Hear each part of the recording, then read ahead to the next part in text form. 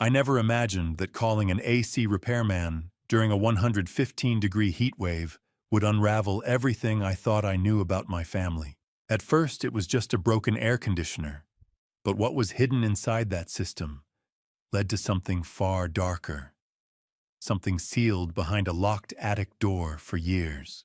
When the repairman looked at me and said, "Sir, this isn't just a malfunction. Someone did this on purpose," my blood ran cold. Let me tell you how a faulty AC, a message from a stranger, and 5 heavy padlocks shattered my reality and revealed the monster sleeping just steps away from me. Hey there, we're so glad you're here. Before we dive in, please consider liking this video, subscribing to the channel, and letting us know your location in the comments. It helps us grow this community. Important note, this account features fictionalized aspects intended for entertainment and educational exploration. Any resemblance to actual individuals or settings is unintentional, yet the underlying message carries significant value worth reflecting on. My name is Robert Mitchell, and for 68 years I thought I understood the people closest to me. I believed I could read my wife's smile, sense my children's needs, and trust the man who called me Dad, even though he married into the family. I was wrong about all of it. This story begins in the spring of 2019, though I didn't know it then. My wife Linda and I had just celebrated our 40th anniversary. We'd spent 4 decades building a quiet life together in Phoenix, raising 2 kids, watching them grow, saving for retirement. I'd worked as an insurance executive for 30 years, and Linda taught elementary school until her knees gave out.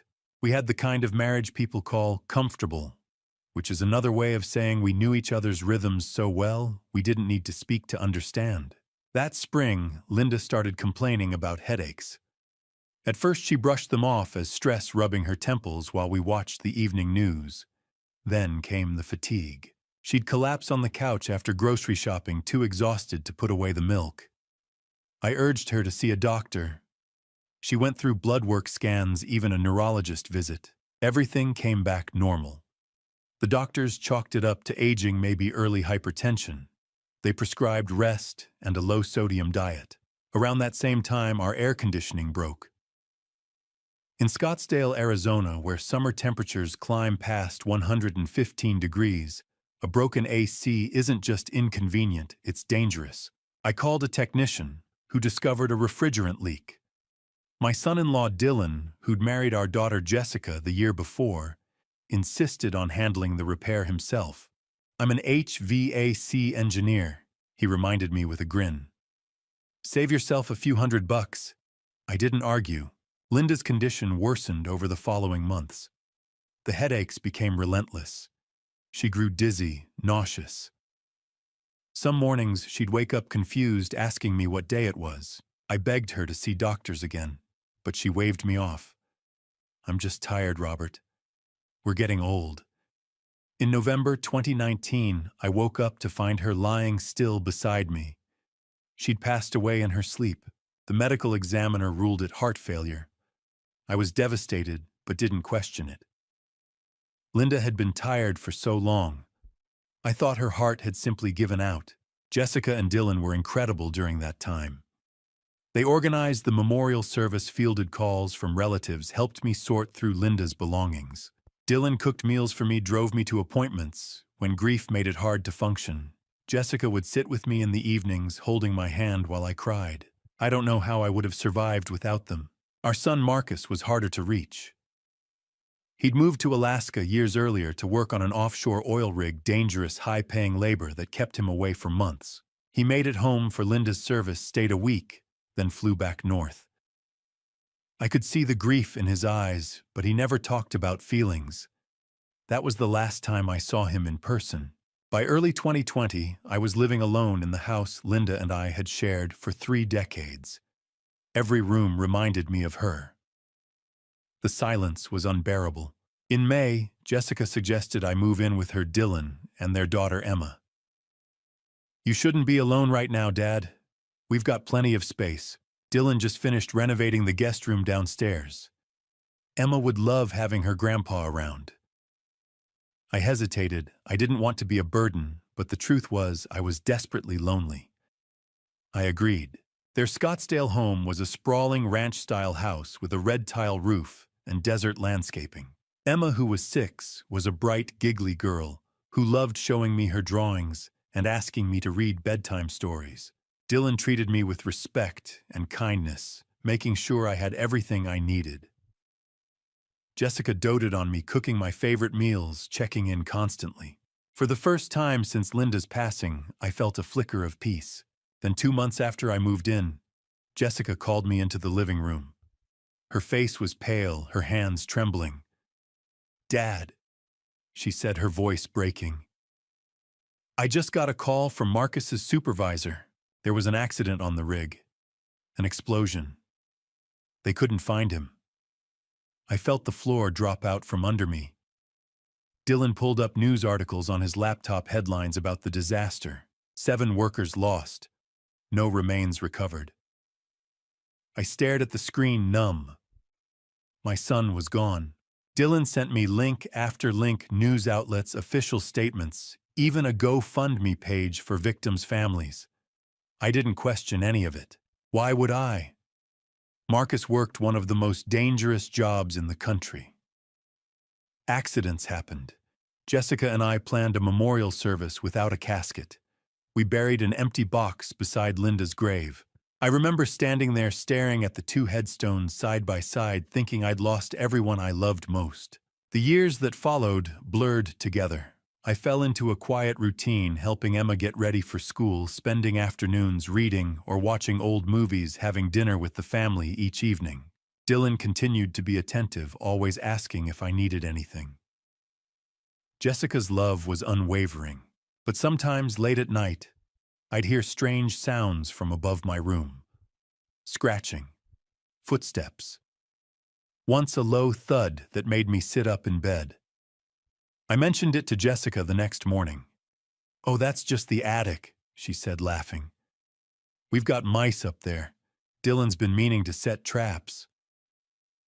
Another time I heard what sounded like water running through old pipes. Dylan assured me it was just the plumbing settling. "This house is almost 20 years old, Robert. Things creak." I believed him. Why wouldn't I? I never went up to the attic myself. The pull-down ladder was steep, almost vertical, and Dylan had warned me it wasn't safe for someone my age. "Last thing we need is you taking a fall, Dad," he'd say with a smile. So I stayed downstairs, content in my little corner of their home, never questioning the sounds above my head, never suspecting that the man who called me Dad had already taken everything from me and was planning to take even more. The heat woke me before the sun did. I opened my eyes to a room that felt like an oven. Sweat soaked my pillow. The digital clock glowed faintly, but the house was eerily silent. No hum from the air conditioning. No cool breeze from the vent, just thick, suffocating stillness. I sat up slowly, my shirt damp against my skin. Outside, the sky was beginning to lighten, but the temperature had already climbed past 100 degrees. I shuffled to the thermostat in the hallway and tapped the screen. 89 degrees inside. The system wasn't running. I pressed buttons, toggled settings, tried restarting it. Nothing. The unit was completely unresponsive. My first instinct was to call Dylan. He'd know what to do. I dialed his number. It rang twice, then went to voicemail. I tried again. Same result. I remembered then he'd left for Houston the day before for some big work project. His phone must have died overnight. Jessica was gone too, visiting her mother in Tucson with Emma. They weren't due back until late afternoon. I was alone in a house that was quickly turning into a furnace. By the time the sun fully rose, the temperature inside had reached 94 degrees. I'd opened every window, set up fans, even filled a bucket with ice water to soak my feet in. None of it made a difference. Without air conditioning, the house would become uninhabitable within hours. I had no choice. I needed to call a repair company. I found a local HVAC service online with good reviews and a 24-hour emergency line. The dispatcher assured me someone would arrive within the hour. I hung up feeling a small flicker of relief. Ryan Brennan arrived 45 minutes later in a white van with the company logo painted on the side. He was younger than I expected, maybe late 20s, with sandy brown hair and a tool belt slung low on his hips. He shook my hand firmly. 8 years in the trade, he said. I've seen just about every AC problem you can imagine. I liked him immediately. There was something reassuring about his confidence. He started outside, crouching beside the condenser unit in the backyard. After 15 minutes, he stood and wiped his forehead. Compressor's fine. No refrigerant leak, no electrical issues. Whatever's wrong, it's not out here. He walked back inside, glancing up at the ceiling. Your air handler, it's in the attic, right? I nodded. He grabbed his tool bag flashlight and a small handheld device. Gas detector, he explained. Standard safety equipment. He pointed toward the hallway where the pull-down attic stairs were located. Mind if I head up? I hesitated. Dylan's voice echoed in my mind. How many times had he told me the attic was off limits? It's a mess up there. That ladder's too steep for you, Robert. Last thing I need is you hurting yourself. But standing in a house that felt like it might melt around me, Dylan's warnings seemed less important than the unbearable heat. Go ahead, I said. Do whatever you need to do. Ryan pulled the cord, and the attic stairs unfolded with a metallic groan. He tested the first step, then climbed up his tool bag slung over one shoulder. I heard his footsteps above me, muffled and uneven. Then after a moment, silence. I stood at the base of the stairs, staring up into the dark opening. Minutes passed. 5. 10. I started to feel uneasy. What could be taking so long? I considered calling up to him, but stopped myself. Maybe the issue was more complicated than he'd anticipated. 15 minutes had nearly passed when my phone vibrated. A text message. From Ryan. I opened it, expecting an update. But the words on the screen made my blood run cold. Sir, there's a locked door up here, and my gas detector is going off. You need to come see this. I stared at the message, reading it twice. A locked door. In the attic, Dylan had never mentioned a door. He'd told me the attic was just storage boxes, old furniture, HVAC equipment.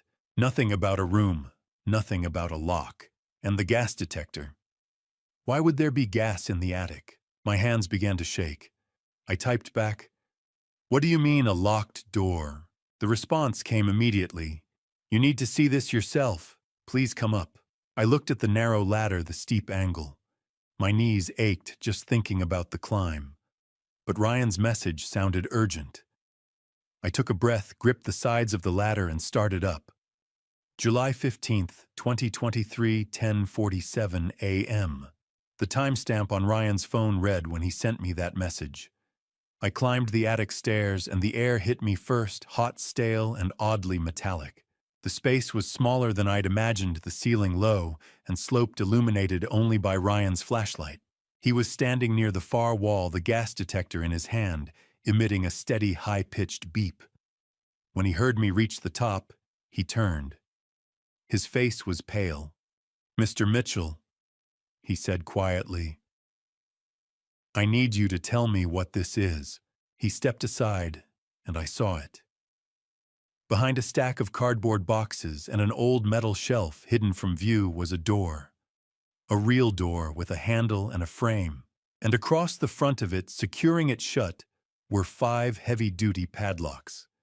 The kind you'd use on a storage unit. The kind meant to keep something or someone locked inside. I felt the floor beneath me tilt. My vision blurred. I reached out and grabbed the nearest beam to steady myself. I don't know," I stammered. "I've never been up here." Dylan said. Ryan interrupted me, his voice calm but tense. "Sir, my detector is picking up carbon monoxide. High levels. Whatever's behind this door, it's not safe." He pointed toward the air handler nearby. "And look at this." I followed his gaze. The metal casing had been tampered with. Fresh scratches marked the seams, and one panel was slightly askew. Ryan knelt and pried it open with a screwdriver. Inside, I could see wires, coils, and ductwork. But what caught my eye was a series of small, deliberate holes drilled into the heat exchanger, the part responsible for warming air in winter. They weren't accidental. They were precise, intentional. "This isn't a malfunction," Ryan said, his voice tight. "Someone sabotaged this. These holes let carbon monoxide leak into your ductwork." He stood and pointed toward the locked door. "And based on the dampers I'm seeing, it looks like most of that gas is being funneled into two places, your bedroom downstairs, and whatever's behind that door." I couldn't speak. My mind was racing. Dylan had worked on this system. Dylan had been up here countless times. Dylan had told me the attic was dangerous. Ryan moved closer to the door and pressed his ear against it. After a moment, he looked back at me, his expression grim. "Mr. Mitchell," he said softly, "there's someone breathing in there." I couldn't move. My legs felt bolted to the attic floor. Ryan's words echoed in my head, someone breathing in there, but my mind refused to accept it. A locked room, in the attic, with 5 industrial padlocks securing the door, and someone inside. Ryan glanced at me, his expression somewhere between concern and urgency. "Mr. Mitchell, do you know who might be in there?" I opened my mouth, but no sound came out. My throat had gone dry. I shook my head slowly. Dylan had never mentioned a room. Jessica had never said anything. For 3 years, I'd lived beneath this attic, heard strange noises, and dismissed them because I'd been told it was nothing. But this wasn't nothing. This was deliberate. This was hidden. Ryan turned back to the door, running his hand along the frame. The wood was newer than the rest of the attic cleaner, less dusty. It had been installed recently, maybe within the past few years. The padlocks hung heavy on their brackets, each one a different brand, as if whoever put them there had gone out of their way to make the door impossible to open quickly. I stepped closer, my pulse hammering in my ears. The metal shelf that had been blocking the entrance had fresh scrape marks on the floor, as if it had been moved and repositioned regularly. The door itself was plain, no window, no peephole, just smooth plywood, painted the same dull beige as the attic walls. If Ryan hadn't moved that shelf, I never would have known it existed. He knelt beside the air handler again, pointing to the damage he'd found earlier. "See these holes?" he said, his voice low and controlled. "This is the heat exchanger. When the furnace runs, it burns natural gas to heat the air. But someone drilled through it, deliberately. That means every time the system runs, carbon monoxide leaks into your ductwork." I stared at the punctured metal, my stomach twisting. "But it's summer. We're not using the heater." Ryan nodded grimly. "Right. But someone's been running it anyway. Look here." He pointed to the thermostat controls on the side of the unit. "The furnace has been manually activated. It's been cycling on and off for weeks, maybe months. And with these dampers, the CO isn't going to every room. It's being directed. 2 places, specifically downstairs to your bedroom, and through this duct into whatever's on the other side of this door." I felt the floor shift beneath me. My bedroom, the headaches I'd been having, the dizziness, the fatigue I'd chalked up to age. It wasn't age. It was poison. "How long?" I asked, my voice barely above a whisper. Ryan checked his detector again. "Based on the wear on these drill holes and the soot buildup, I'd say 2, maybe 3 months. He looked at me seriously. "Mr. Mitchell, this isn't an accident. This is attempted harm. And whoever's behind that door has been exposed to the same thing. Probably longer." I reached out and braced myself against the nearest beam. Dylan. It had to be Dylan. He was the only one who worked on the HVAC system. He was the only one who came up here. But why and who was in that room? Ryan approached the door and knocked once firmly. "Hello, can you hear me?" His voice was calm, professional. No answer. He knocked again, louder. "If you can hear me, make a sound. Tap on the door." Anything. Still nothing. I stepped forward, my hands trembling. "Let me try." I moved beside Ryan and pressed my ear against the wood. At first, all I could hear was the pounding of my own heartbeat, but then faint and uneven, I caught it, a rasping, labored sound. Breathing. Slow. Shallow. Desperate. There," I whispered. "Do you hear that?" Ryan leaned in and nodded after a moment. "Yeah, someone's in there, and they're in bad shape." Panic surged through me. I pulled back and raised my voice. "Hello, can you hear me? If you're in there, say something." Silence. I tried again, louder, my voice cracking.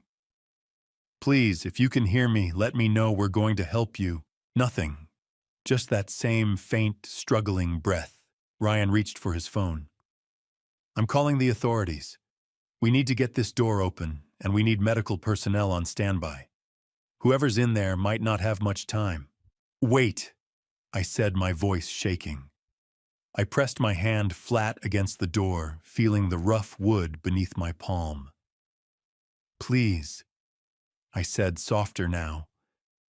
"If you can hear me, just try. One word.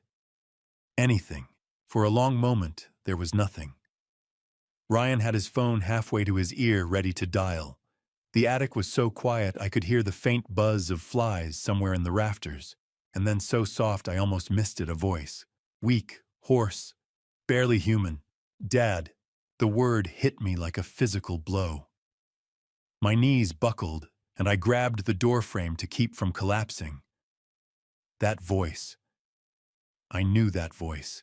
I'd heard it 1,000 times, laughing at dinner, calling me from across the house, teasing his sister. But that was impossible.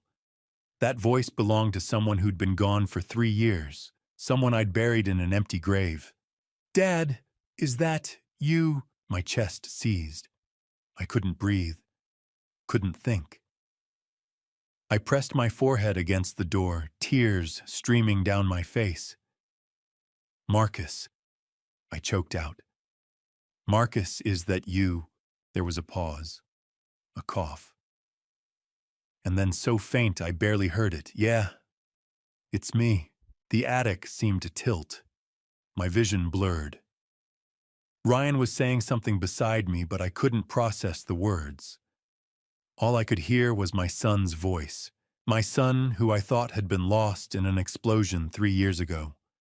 My son who I'd mourned, who I'd cried for, who I'd believed was gone forever. He was here. He'd been here the whole time, locked behind a door, breathing poison, barely alive. And I'd lived in the same house just 1 floor below, never knowing. My legs gave out. One moment I was standing, the next I was on my knees, gripping the attic floor. The wood was rough under my palms, splinters digging into my skin, but I barely felt it. All I could hear was my son's voice, weak and broken, echoing in my head. Ryan grabbed my shoulder, steadying me. "Mr. Mitchell, breathe. Just breathe." But I couldn't. Marcus was alive. My son, who I'd mourned and said goodbye to, was locked behind a door 15 feet away. And I'd been living here eating breakfast with the man who'd done this. Ryan's voice cut through the fog. "We need to get help. Now." He was already pulling out his phone, but I held up a trembling hand. "Wait," I managed. Let me call Dylan first." I pulled my phone from my pocket, nearly dropping it. My hands were shaking so badly I could barely unlock the screen, but I needed to hear Dylan's voice. I needed him to tell me this was a mistake. I dialed. It rang once, twice, 3 times, then voicemail. His voice calm and professional. "You've reached Dylan Reeves. Leave a message and I'll get back to you." I hung up and called again. Same result. A 3rd time. Nothing. Ryan watched me, his face tight with concern. "He's not answering." I shook my head, feeling something cold settle in my stomach. Dylan always answered, unless he already knew, unless he was avoiding this exact moment. Call your daughter, Ryan said quietly. She needs to know what's happening. I scrolled to Jessica's name and pressed the button. She answered on the second ring. Dad. What's wrong? Her voice sounded normal. Concerned, but not panicked. I forced the words out. Jessica Marcus is alive. Silence. 3 seconds of absolute suffocating silence. When she finally spoke, her voice was shaking. Dad, what are you talking about? Marcus passed away 3 years ago. No. The word burst out of me.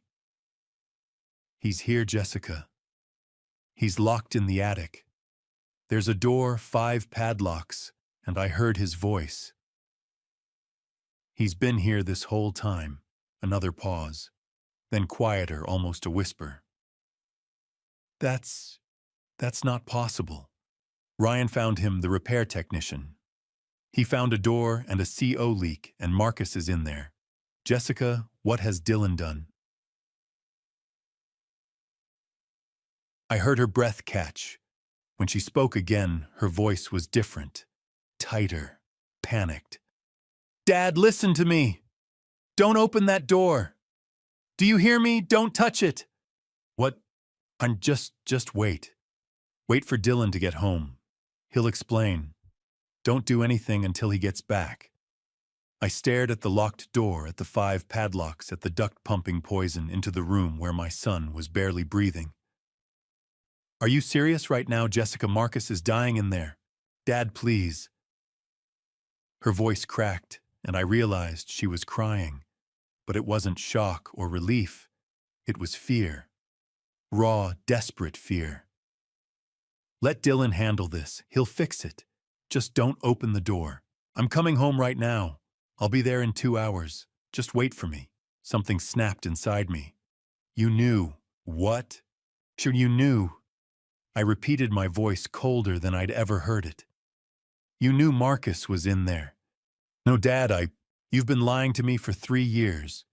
You helped Dylan fake his death. You helped him lock Marcus in that room. You stood next to me at his memorial and cried, and you knew the whole time. Dad, it's not like that. Then what is it like, Jessica? I was yelling now, my voice breaking. Tell me. She was sobbing openly now, her words tumbling out in a rush. Dad, I didn't want this. I didn't know it would go this far. Dylan said it was temporary, that we just needed time, that Marcus was trying to take everything from us. So you locked him in a room and poisoned him. I didn't know about the CO. I swear I didn't know. Dylan said he was just keeping him out of the way until we figured things out. But I didn't know about the poison, Dad, I swear. I didn't let her finish. I ended the call and threw the phone across the attic. My whole body was shaking. Jessica, my daughter. She'd known. For 3 years she'd known, and she'd said nothing. Ryan was still beside me, his expression grim. Mr. Mitchell, he said carefully, we need to call for help. Right now. I nodded. Ryan picked up my phone, checked it still worked, and handed it back. Call 911. Tell them everything. My hands were still shaking as I dialed. The line rang once before a woman's voice answered. 911, what's your emergency? I took a breath. My name is Robert Mitchell. I'm at 472 East Larkspur Drive in Scottsdale. My son is locked in the attic of my daughter's house. He's been there for 3 years. There's a carbon monoxide leak, and he's in critical condition. We need police and paramedics immediately. Can you confirm the address, sir? 472 East Larkspur Drive, Scottsdale, Arizona. Is your son conscious? I don't know. I spoke to him through the door. He responded, but he sounded very weak. Is the door locked? Yes. There are 5 padlocks on it. We can't get in without cutting them off. I'm dispatching officers and emergency medical services to your location right now. They'll be there within 10 minutes. Can you stay on the line? Yes. Ryan stepped closer, holding up his own phone. The screen was recording. I've been documenting everything. The door, the CO levels, the sabotaged system, your call with your daughter. All of it. I looked at him, feeling gratitude I couldn't put into words. This stranger had just become the only person I could trust. "Thank you," I whispered. He nodded. "Your son's going to need every piece of evidence we can give them." The dispatcher's voice came through again. "Mr. Mitchell, are you still there?" "Yes, I'm here." "Officers are 3 minutes out. Stay where you are. Do not attempt to open the door until they arrive. Do you understand?" "Yes." But even as I said it, I looked at the door, at the 5 heavy locks, at the duct feeding poison into the room, at the thin strip of light beneath the frame, and I wanted nothing more than to rip it open with my bare hands. Behind that door my son was waiting, and I'd already made him wait 3 years too long. The sirens reached me first. Distant wails, cutting through the desert morning, growing louder with each passing second. I was still in the attic, still on my knees beside that locked door, the dispatcher's voice, a steady murmur in my ear. Ryan stood with his phone raised, recording. Neither of us spoke. We just waited. 12 minutes after I'd made the call, I heard car doors slamming outside, followed by heavy footsteps on the stairs. The pull-down ladder groaned as someone climbed up. A flashlight beam swept across the attic, and 2 figures emerged. The first was a woman, maybe mid-40s, with dark hair pulled back in a tight bun. She wore the tan uniform of the Scottsdale Police Department. "Mr. Mitchell, I'm Officer Davis. This is Officer Foster. We're going to take it from here, all right?" I nodded, unable to speak. Davis turned to Ryan. "You're the technician who called this in?" "Yes, ma'am." Ryan gestured toward the air handler. "I was here to fix the AC, found that door hidden behind the shelf. My gas detector picked up elevated carbon monoxide levels. The system's been sabotaged. Someone drilled holes in the heat exchanger and redirected the CO into this room and the bedroom downstairs." I heard breathing on the other side of the door. Davis's expression hardened. She moved to the door, pressing her ear against it, then knocked firmly. "This is the Scottsdale Police Department. If you can hear me make a sound..." Silence. Foster stepped forward, listening. "I hear something. Breathing. Very faint. Whoever's in there isn't in good shape." Davis pulled her radio. "Dispatch, this is Unit 12. We've got a confirmed entrapment situation. Subject is unresponsive but breathing. Requesting paramedics immediately." Foster pulled out massive bolt cutters from his duffel bag and positioned himself in front of the first padlock. He braced the handles against his chest and squeezed. The metal groaned but held. He adjusted his grip and tried again. With a sharp crack, the shackle snapped. One down. The second lock was even larger. Foster bore down with all his weight. After what felt like an eternity, the lock gave way with a metallic snap. 2 down. I watched my hands clenched so tightly my knuckles ached. Every second felt like an hour. Behind that door, Marcus was barely breathing. The third lock took longer. Davis stepped in, taking over. She positioned the jaws, braced her legs, and pulled with everything she had. The lock finally gave. 3 down. By now, the paramedics had arrived. 2 men in dark blue uniforms climbed into the attic carrying medical bags and a collapsible stretcher. One glanced at Ryan's CO detector. "What are the levels?" 40 parts per million when I first checked, Ryan said. The paramedic pulled an oxygen tank from his bag, readying a mask. "We'll need to get him out fast." Davis worked on the 4th lock for nearly 5 minutes before Foster took over. Together, they finally snapped it. 4 down. Foster positioned the cutters around the final padlock, the largest one. He squeezed the handles, his arms shaking. The metal groaned, but didn't break. He tried again, and again. On the 3rd attempt, the lock finally gave way with a sound like a gunshot. 5 down. Davis grabbed the door handle and pulled. The door swung open, and the smell hit me first, stale air, sweat, something else I couldn't name. The The room beyond was tiny, maybe 10 feet by 10, with no windows. In the flashlight beams, I saw him, Marcus. At first, I didn't recognize him.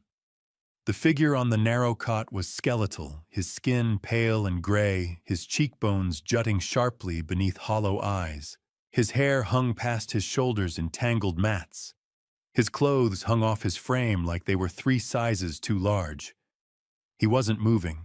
Then I saw his chest rise and fall in shallow, uneven gasps. The paramedics pushed past me, dropping to their knees beside the cot. The older one pressed 2 fingers to Marcus's neck. Weak. Thready. We need to move fast. He fitted the oxygen mask over Marcus's face. The younger paramedic clipped sensors to Marcus's finger and chest. The screen lit up. Pulse ox is 68. BP's crashing. We need to get him to the hospital now. I stepped into the room, my legs barely holding me. Marcus's eyes flickered toward me. His lips moved, but no sound came out. I dropped to my knees beside the cot, reaching for his hand. His skin was ice cold. Marcus. I whispered, my voice breaking. It's me. It's Dad. You're safe now. His eyes closed, and I felt his hand twitch weakly in mine. The paramedic placed a hand on my shoulder. Sir, we need to move him. Step back, please. I let go as they lifted him onto the stretcher. He looked so small, so fragile. They secured straps across his chest and legs, then carried him toward the attic opening. I followed my legs, shaking, my vision blurred with tears. By the time I reached the ground floor, they were already loading Marcus into the ambulance. I climbed in beside him, gripping the edge of the bench, as the paramedic worked adjusting IV lines, checking monitors. Behind me, I heard Davis's voice. Mr. Mitchell, we're going to secure the scene. We'll need to speak with you at the hospital, and we'll need to locate your daughter and son-in-law. I looked back at her. Find them, I said, my voice hoarse. Find them both. She nodded. We will. The ambulance doors slammed shut, and we pulled away, sirens wailing. I looked down at Marcus, at the oxygen mask covering his face, at the monitor beeping steadily beside him. I reached for his hand again, holding it gently. I'm here, I whispered. I'm not leaving you again. Before I tell you the truth that shattered what little hope I had left, comment I'm still here, so I know you've stayed with me this far. And please keep in mind, the next part of this story contains some fictionalized elements meant to deepen the narrative. It may not be entirely true to real events. If you'd rather not continue, you can stop the video here. St. Joseph's Hospital rose against the Phoenix skyline like a fortress of glass and steel. They wheeled Marcus in on the stretcher, and I followed, numb and stumbling, as they rushed him through automatic doors and down fluorescent-lit hallways. A nurse stopped me at the ICU threshold. Your family waits here, sir. The doctors will update you as soon as they can. I sank into a plastic chair in the waiting room, my hands still shaking. The clock read just past noon. It felt like days had passed since I'd woken up to the broken air conditioner. Dr. Warren found me 2 hours later. She was a composed woman in her 50s with graying hair and the calm demeanor of someone who'd spent decades delivering difficult news. She sat beside me, a tablet in her hands. Mr. Mitchell, your son is stable. We've run tests, and I need to be honest about what we found. I nodded, bracing myself. His carboxyhemoglobin level, the measure of carbon monoxide in the blood, was 43% when he arrived. Anything above 40 is life-threatening. If you'd found him even a few hours later, we'd be having a very different conversation. She paused. We've started hyperbaric oxygen therapy. He'll need at least 6 hours in the chamber. Will he recover? Her expression softened. Physically, yes, with time. He's lost 62 pounds. He's severely malnourished, dehydrated, and showing muscle atrophy. Beyond that, prolonged oxygen deprivation can cause neurological damage. We won't know the full extent until he's conscious, and we can run cognitive assessments. But your son is a fighter. The fact that he's alive at all is extraordinary. I pressed my palms against my eyes. Can I see him? Once the treatment is complete, yes. 6 hours stretched into an eternity. When the nurse finally led me to his room, the sight of him stopped me in the doorway. He was propped up slightly in the hospital bed, oxygen tubes in his nose, IV lines snaking from both arms. His face was still gaunt, but his eyes were open, and they were focused on me. "Dad," he whispered. I crossed the room and dropped into the chair beside his bed, reaching for his hand. It was warmer now. "I'm here. I'm right here." Tears slipped down his cheeks. "I'm sorry. I'm so sorry." "You have nothing to apologize for. This wasn't your fault." He closed his eyes for a moment, gathering strength. When he spoke again, the words came slowly. "I need to tell you what happened. Before I forget." "Take your time," I said. "I'm not going anywhere." He nodded weakly and began. July 2020. Sarah, my wife, she was pregnant. 8 months. The doctors said there were complications. She needed an emergency procedure, but our insurance wouldn't cover it. We needed $10,000. I flew out here. I didn't call ahead because I thought maybe if you saw me in person, you'd understand how serious it was. His breath hitched. I got to Jessica's house late, maybe 11 at night. Dylan answered the door. He said you were asleep, that I should wait till morning. He offered me water. I drank it. And then, nothing. My chest tightened. "He drugged you." Marcus nodded. "When I woke up, I was in that room. The attic." Dylan came in a few hours later. He stood in the doorway and told me I came here to take what was his, that you had money, property, everything he and Jessica deserved. He said if I screamed, if I tried to get your attention, he'd make sure something happened to you. He said he'd do it in a way no one would question. And I believed him. He threatened me to keep you quiet. Every day. He'd bring food once a day, just enough to keep me alive. A bowl of something through a slot in the door. A bottle of water. There was a bucket in the corner for everything else. No window. No light except when he opened the door. I tried to break it. I threw myself against it, kicked it, tried to pry the hinges. Nothing worked. I screamed until my voice gave out, but Dylan would just turn on music. Loud. And Jessica. Whenever you heard me, she'd tell you it was mice, or pipes, or the house settling. She knew, I said quietly. She knew the whole time. Marcus's eyes filled with fresh tears. After a year, I stopped trying. I just gave up. The room was silent except for the steady beep of the heart monitor. Marcus continued, his voice growing weaker. 2 months ago, something changed. I started waking up with headaches. Bad ones. I felt dizzy all the time, nauseous. My chest hurt. I didn't know it was carbon monoxide until Dylan told me. His gaze met mine, hollow and broken. He came up one day and said, "You know what's funny? I did this before. To Linda, 2019. Rerouted the CO from the heating system right into her bedroom. Took 6 months, but nobody suspected a thing. Heart failure, they said." He laughed, Dad. He actually laughed. And then he said, "This time I'm doing it to both of you. The old man downstairs and you. When you're both gone, everything goes to Jessica. And I'll finally have what I deserve."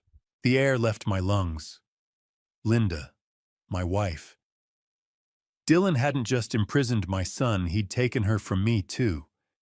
And I'd never known. I'd trusted him. Marcus coughed, and a nurse appeared checking his vitals. "He needs to rest," she said gently. I nodded, but didn't let go of his hand. Marcus looked at me, his eyes pleading. "Dad, I thought I was going to die in that room. I thought I'd never see you again. I thought Sarah would think I abandoned her. You're safe now," I said, my voice thick with emotion. Sarah's going to know the whole story, and Dylan is going to answer for every single thing he's done. Marcus closed his eyes, exhausted. He said he'd get away with it, that he always does. I leaned closer, my voice steady despite the storm raging inside me. He won't. Not this time. Detective Santos arrived as the sun was setting, her silhouette framed in the doorway of Marcus's hospital room. She was a compact woman in her 40s, dark hair pulled into a severe bun, wearing a charcoal blazer. Her badge hung from a lanyard around her neck. Mr. Mitchell, I'm Detective Elena Santos with the Phoenix Police Department.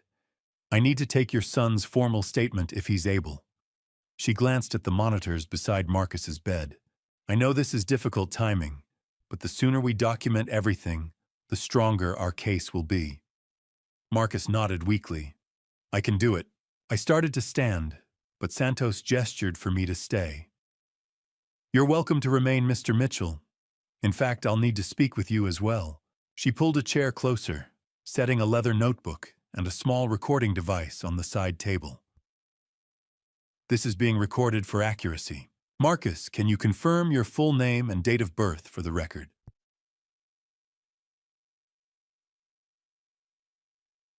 Marcus James Mitchell, April 12, 1988.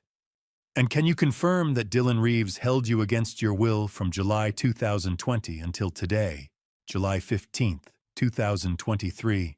Yes.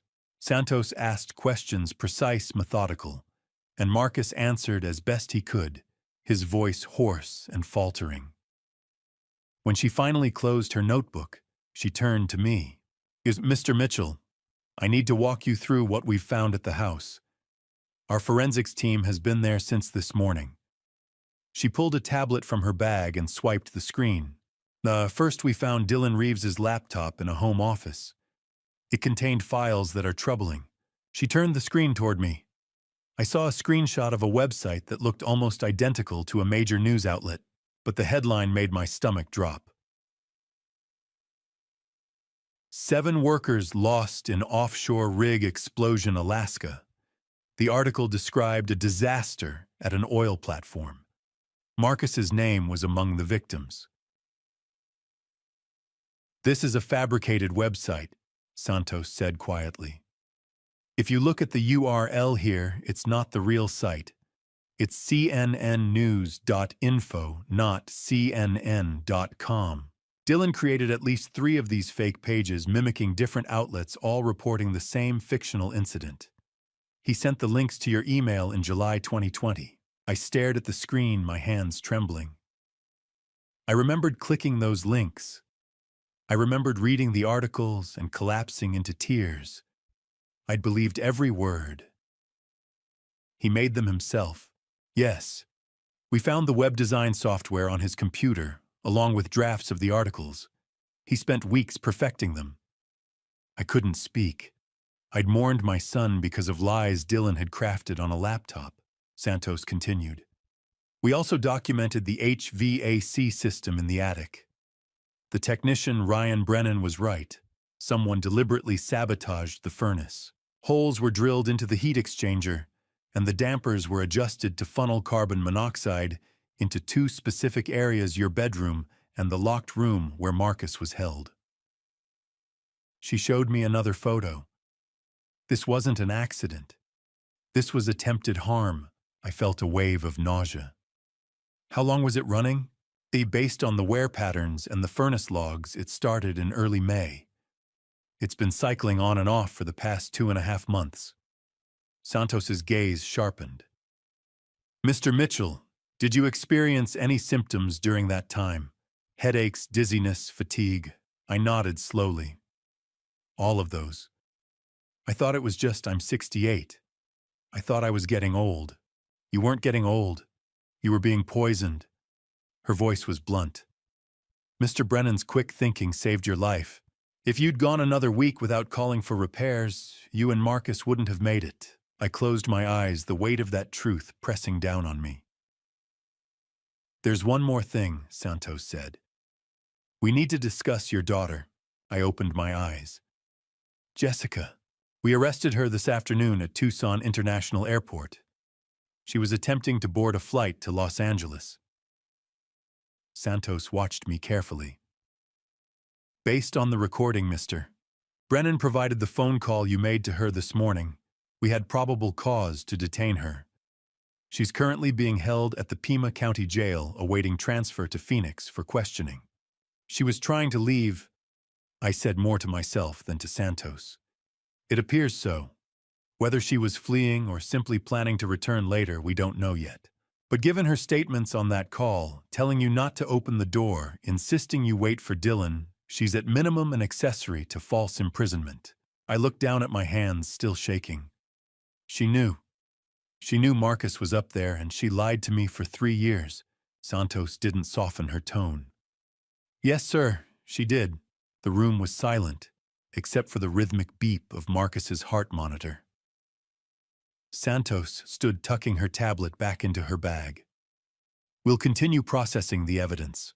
Dylan Reeves is currently in Houston, but we've issued a warrant for his arrest. U.S. Marshals are coordinating with local authorities. We'll have him in custody soon. I'm good, I said, my voice flat. Santos hesitated at the door. Mr. Mitchell, I know this is overwhelming. If you need anything, resources, victim advocacy counseling, let us know. Thank you, I managed. She nodded and left. Marcus shifted slightly in his bed, his eyes on me. Dad, are you okay? I almost laughed at the absurdity of the question. He was the one who'd been locked in an attic for 3 years, and he was asking if I was okay. I reached over and squeezed his hand gently. I will be, once this is over. But even as I said it, I knew there was one more thing I had to do. One more conversation I couldn't avoid. I looked at Marcus. I need to see Jessica. He didn't argue. He just nodded, his face pale and tired. I understand. I stood my legs unsteady and walked to the door. I found Santos in the hallway speaking with another officer. She turned as I approached. Detective, I need to see my daughter. Can you arrange that? Santos studied me for a long moment. Finally, she nodded. I'll make it happen. But Mr. Mitchell, be prepared. She's not in a good state, and whatever she says to you, it might not be what you want to hear. I know, I said, but I need to hear it anyway. 2 days after Marcus woke up, I found myself standing outside the Phoenix Police Department headquarters, staring at the glass doors as if they might swallow me whole. I'd driven here alone, refusing Santos's offer to have an officer pick me up. I needed the time to prepare myself. Inside, the lobby smelled like industrial cleaner and stale coffee. Santos met me at the security desk. Mr. Mitchell, are you sure you're ready for this? I nodded, though I wasn't sure of anything anymore. She led me through a maze of hallways. We stopped in front of a door marked Interview Room 3. Santos turned to me, her voice low. She's been here since yesterday. She's fragile. I'll be in the room with you, but this is your conversation. If you need to stop at any point, just say so. I won't need to stop. Santos opened the door. The room was small and cold, lit by harsh fluorescent lights. A metal table sat in the center, bolted to the floor. Jessica sat in one of the chairs, her wrists cuffed in front of her, her hands resting on the table.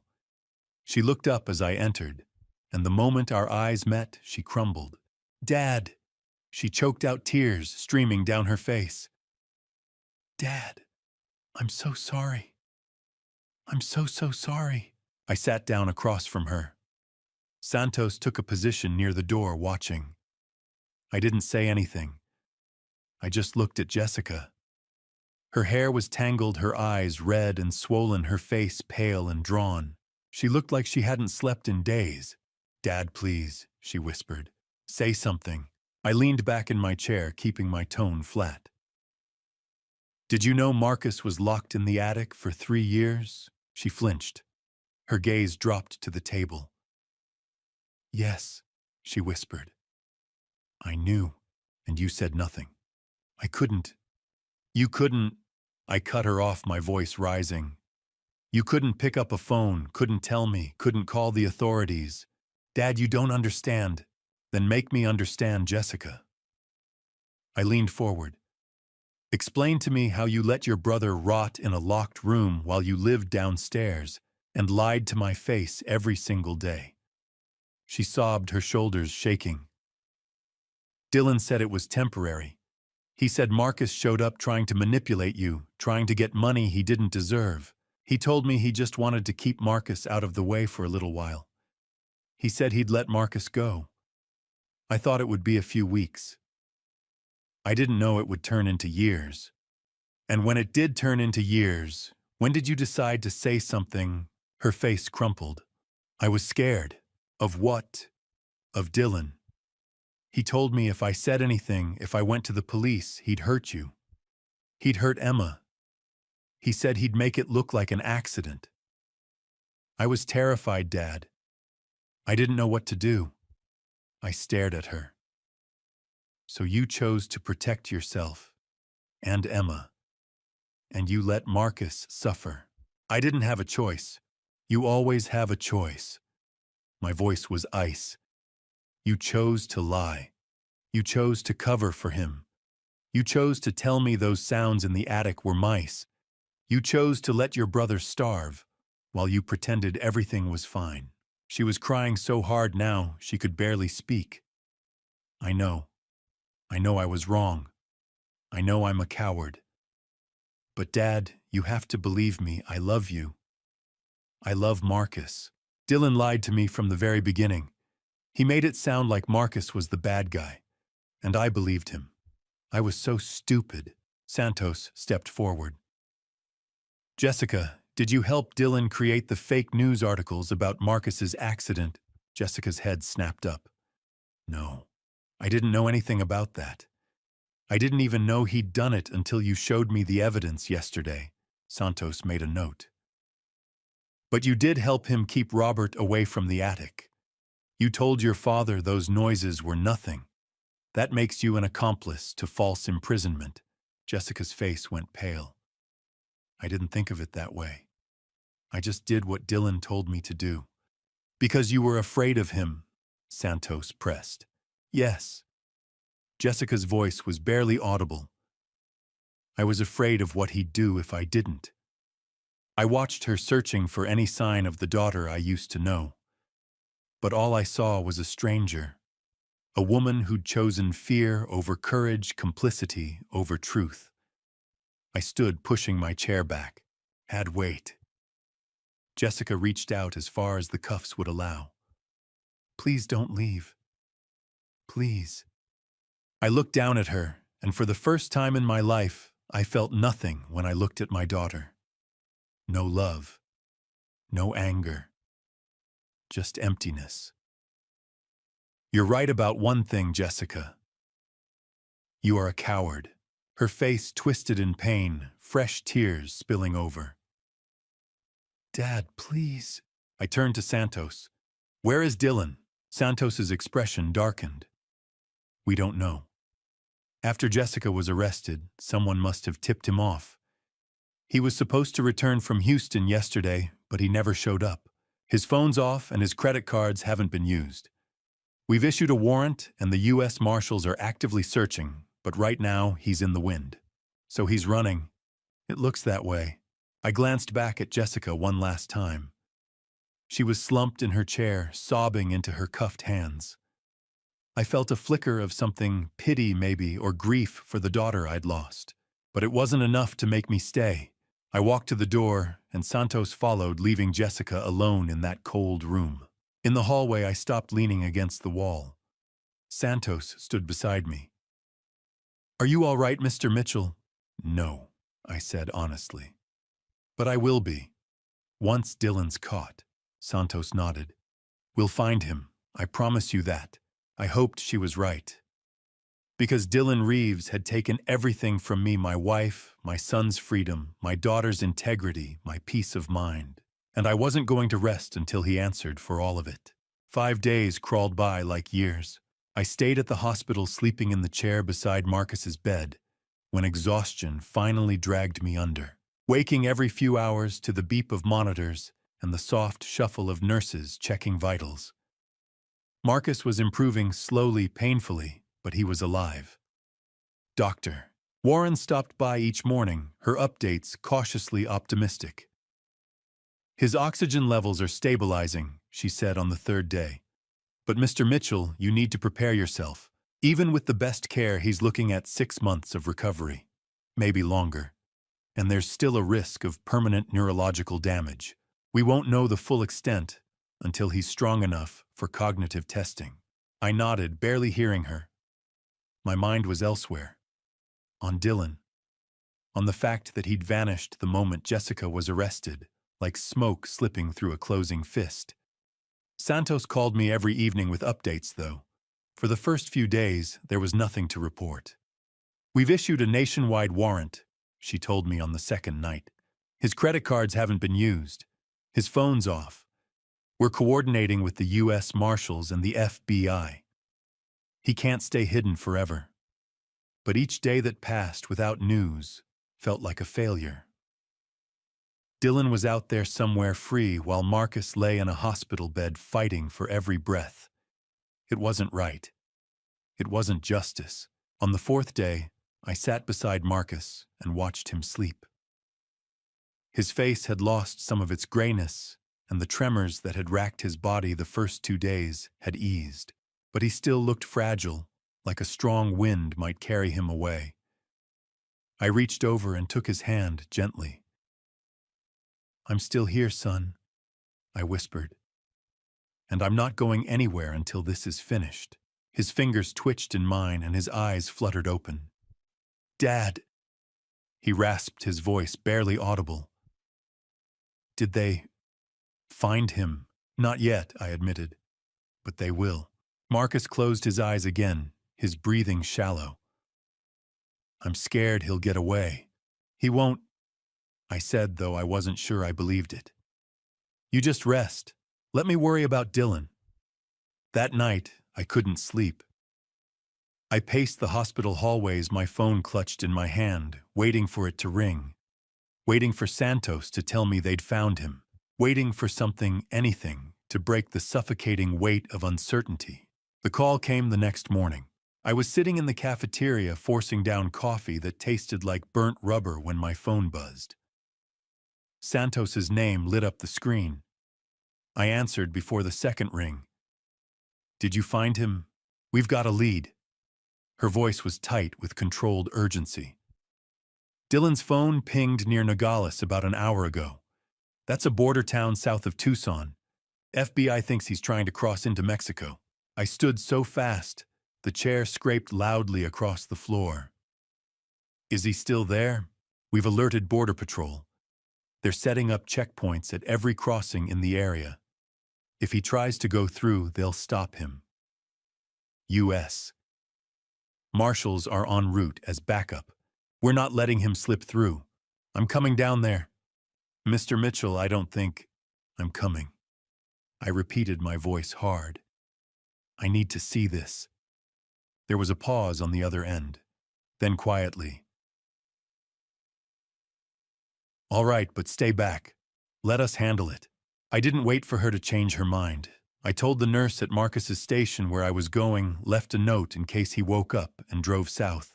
Nogales was nearly an hour and a half away, but I made it in under 90 minutes, speeding down I-19 with my hands locked on the wheel and my jaw clenched so tight my teeth ached. By the time I reached the border checkpoint, the sun was high and merciless, baking the asphalt until it shimmered.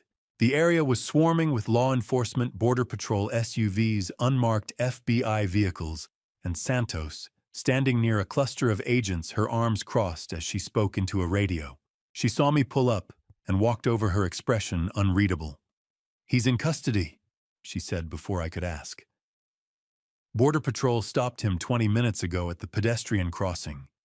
He was trying to walk into Mexico using a fake ID. I let out a breath I didn't know I'd been holding.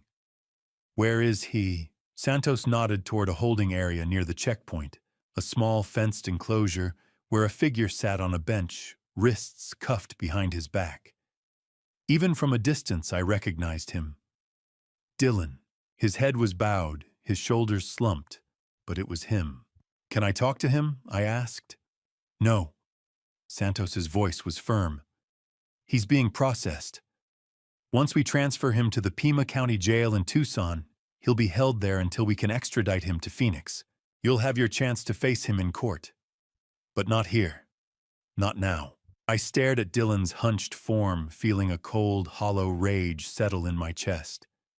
He looked small, pathetic, nothing like the man who'd smiled at me over breakfast, who'd called me dad, who'd locked my son in an attic and poisoned my wife. He almost made it, I said quietly. If you'd been 10 minutes later. But we weren't, Santos said. He's done running. I wanted to believe her. But as I watched Dylan sit there cuffed and silent, I couldn't shake the feeling that this wasn't over. Not yet. Santos's phone buzzed, and she glanced at the screen. Mr. Mitchell, there's something else we need to discuss. Our financial team has been digging into Dylan's records, and we've found something significant. Can we talk back at the station? I tore my gaze away from Dylan. What did you find? She hesitated, then said, a very large amount of debt. The kind that gives someone a powerful motive for what he did. I followed her back to her car, my mind racing. Debt. Money. It always came back to money. As we drove north toward Phoenix, Santos explained what her team had uncovered: credit card statements, loan documents, wire transfers to shadowy accounts. By the time we reached the city, I understood. Dylan hadn't just been cruel, he'd been desperate. And desperation, I was learning, could turn a man into a monster. Santos's office was a cramped space on the 3rd floor of the Phoenix Police Department, crammed with filing cabinets and stacks of case folders. She gestured for me to sit, then opened her laptop and turned it toward me. Spreadsheets, rows of numbers, dates, transactions. My stomach tightened.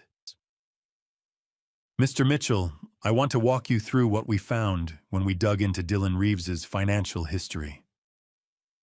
She clicked through several tabs. This is going to be difficult to hear, but it's important you understand exactly why he did what he did. I nodded, bracing myself. She pulled up a document, a loan agreement.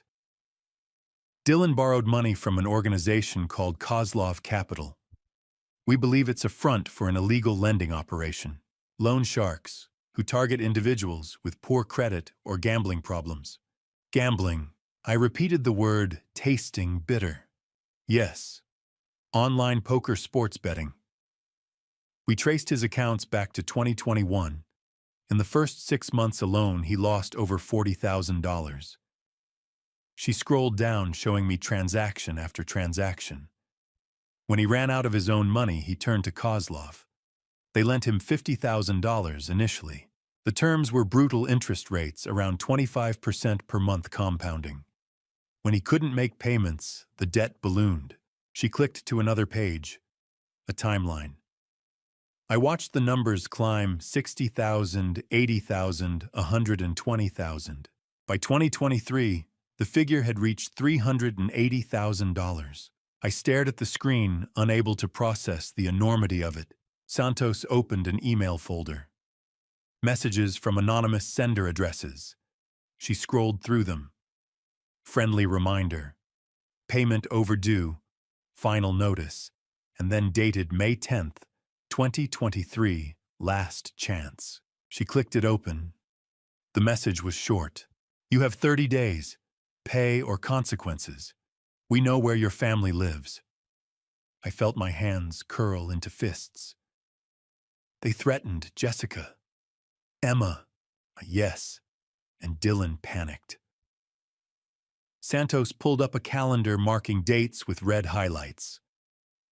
May 2023, the same month he received this threat, is when the furnace in your daughter's attic was sabotaged.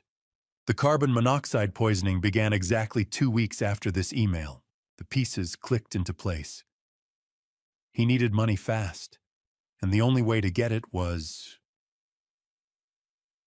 Your estate, Santos finished. We estimate your total assets at around $8 million. Under Arizona law, if you passed away without a will, Your estate would be divided among your surviving children. Marcus was supposed to be gone. That left Jessica as the sole heir, and Dylan controlled Jessica. Santos nodded. We found joint bank accounts, credit cards in both their names. If you had passed away, Jessica would have inherited everything, and Dylan would have had access to it. I leaned back, feeling the weight settle over me like a suffocating blanket. So when Marcus showed up in July 2020, Dylan saw him as a threat. If Marcus was alive, the inheritance would be split 50-50. Dylan couldn't risk that, so he imprisoned him. She pulled up another document. So initially we think Dylan planned to keep Marcus locked up until you passed away naturally. Once you were gone and Jessica inherited, Dylan could have dealt with Marcus however he wanted. But he didn't wait. I said, my voice hollow. No, because in May 2023, Kozlov gave him a deadline. 30 days. Dylan couldn't wait for you to pass away on your own. He needed the money immediately. So he escalated. He started poisoning you both slowly enough that it wouldn't raise immediate suspicion, but fast enough that he hoped you'd both be gone within weeks. I pressed my palms against my eyes. Linda's headaches, Marcus's 3 years of hell, my own dizziness, the fatigue I'd blamed on age. All of it deliberate. All of it calculated. He was going to end us both. For money. For money, and to save himself from Kozlov. Santos closed the laptop. Mr. Mitchell Dylan Reeves is a man who was in over his head. But that doesn't excuse what he did. It explains it. And it gives us a clear motive for prosecution. I looked up at her. What happens to Dylan now? He'll be arraigned in Phoenix within the week. The charges are extensive false imprisonment, attempted harm, fraud, conspiracy. With the evidence we have, he's looking at life in prison without the possibility of release. She paused. There's one more thing. I waited, feeling fresh dread. Santos reached for a physical file and opened it. She slid a sheet of paper across the desk to me. It was a court order. I scanned the text, catching phrases like exhumation authorized and forensic examination. What is this? I asked, though part of me already knew. Mr. Mitchell, based on Marcus's testimony, specifically Dylan's confession about your wife, we obtained permission to exhume Linda's remains. The room seemed to tilt. You dug up my wife. We had to. If Dylan poisoned her the same way he tried to poison you and Marcus, there would be traces in her tissue. Hairbone even after 4 years. We needed to confirm. And my voice barely worked. Santos met my eyes, her expression somber. We'll have the results within 48 hours. But Mr. Mitchell, if Dylan did what Marcus said he did, we'll be adding another charge to his case, and your wife's passing won't remain listed as heart failure. It'll be reclassified. I couldn't speak. Couldn't move. Linda. My Linda, who'd complained of headaches and exhaustion, who'd trusted Dylan to fix the air conditioning, who'd gone to sleep one night and never woken up. She'd been taken from me, and I'd never known. Santos stood, placing a hand on my shoulder. I'm sorry. I know this is unbearable, but the confirmation will give you closure, and it'll ensure Dylan answers for everything he's done. I nodded numbly, staring at the court order. 48 hours. In 2 days, I'd know for certain. Thank you, I managed. Santos squeezed my shoulder. We'll call you as soon as the results come in. In the meantime, go be with your son. He needs you. I left the station in a daze, the court order folded in my pocket. The city was bright and hot, but I felt cold, hollow. By the time I reached my car, I realized I was shaking. Not from fear. From rage. Dylan Reeves had taken everything, and now I was going to make sure he paid for it. A week later, I stood at the edge of Desert View Cemetery, under a sky so blue it hurt to look at. The sun beat down on rows of headstones, bleaching the granite white. Linda's grave was near the back, beneath a mesquite tree that offered no shade. I'd chosen this spot 4 years ago because it was quiet, peaceful. Now it felt like a crime scene. The forensic team worked methodically, men and women in white suits moving around the excavation site with clinical precision. I stayed back 50 feet away, my hands shoved deep in my pockets. Santos stood beside me silent. She'd asked if I wanted to leave. I'd said no. I owed Linda this. I owed her my presence even now. It didn't take long.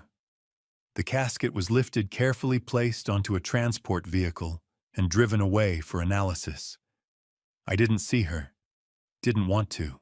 The Linda I wanted to remember was the woman who laughed at bad jokes, who planted tomatoes in our backyard every spring, who held my hand during movies. 2 days later, I was sitting in the chair beside Marcus's bed, watching the sun set through the window when my phone buzzed. Santos's name appeared on the screen. I answered immediately. "Mr. Mitchell," she said, her voice steady but heavy. "The lab results are in." I closed my eyes. "Tell me." The analysis of Linda's hair and bone tissue shows elevated levels of carbon monoxide. There's a pattern of accumulation over approximately 6 months in 2019. The levels are consistent with chronic low-dose exposure, exactly what we found in your case and Marcus's. She paused. "Mr. Mitchell, your wife was poisoned. Slowly, deliberately. Over the course of half a year, I felt my legs go weak, and I gripped the armrest of the chair. Marcus's eyes were on me, wide and worried. How?" I managed. "Chalkitikiai? We believe Dylan sabotaged the HVAC system in your home back in 2019, before you moved in with him and Jessica. He drilled holes in the heat exchanger and redirected CO into Linda's bedroom. It would have been nearly undetectable, just enough to cause symptoms like headaches and fatigue. Over time, the exposure weakened her, and one night the levels peaked. She passed away in her sleep. The medical examiner ruled it heart failure, which isn't uncommon in cases of severe CO poisoning. Without a specific CO test, there was no way to know." I thought back to that year. Linda complaining of headaches. The doctor visits that led nowhere. And Dylan who'd come over to help with the air conditioning, who'd asked how Linda was feeling. "He was checking on her," I said, my voice hollow. "Making sure it was working." "Yes," Santos said quietly. "He was monitoring the process." "What?"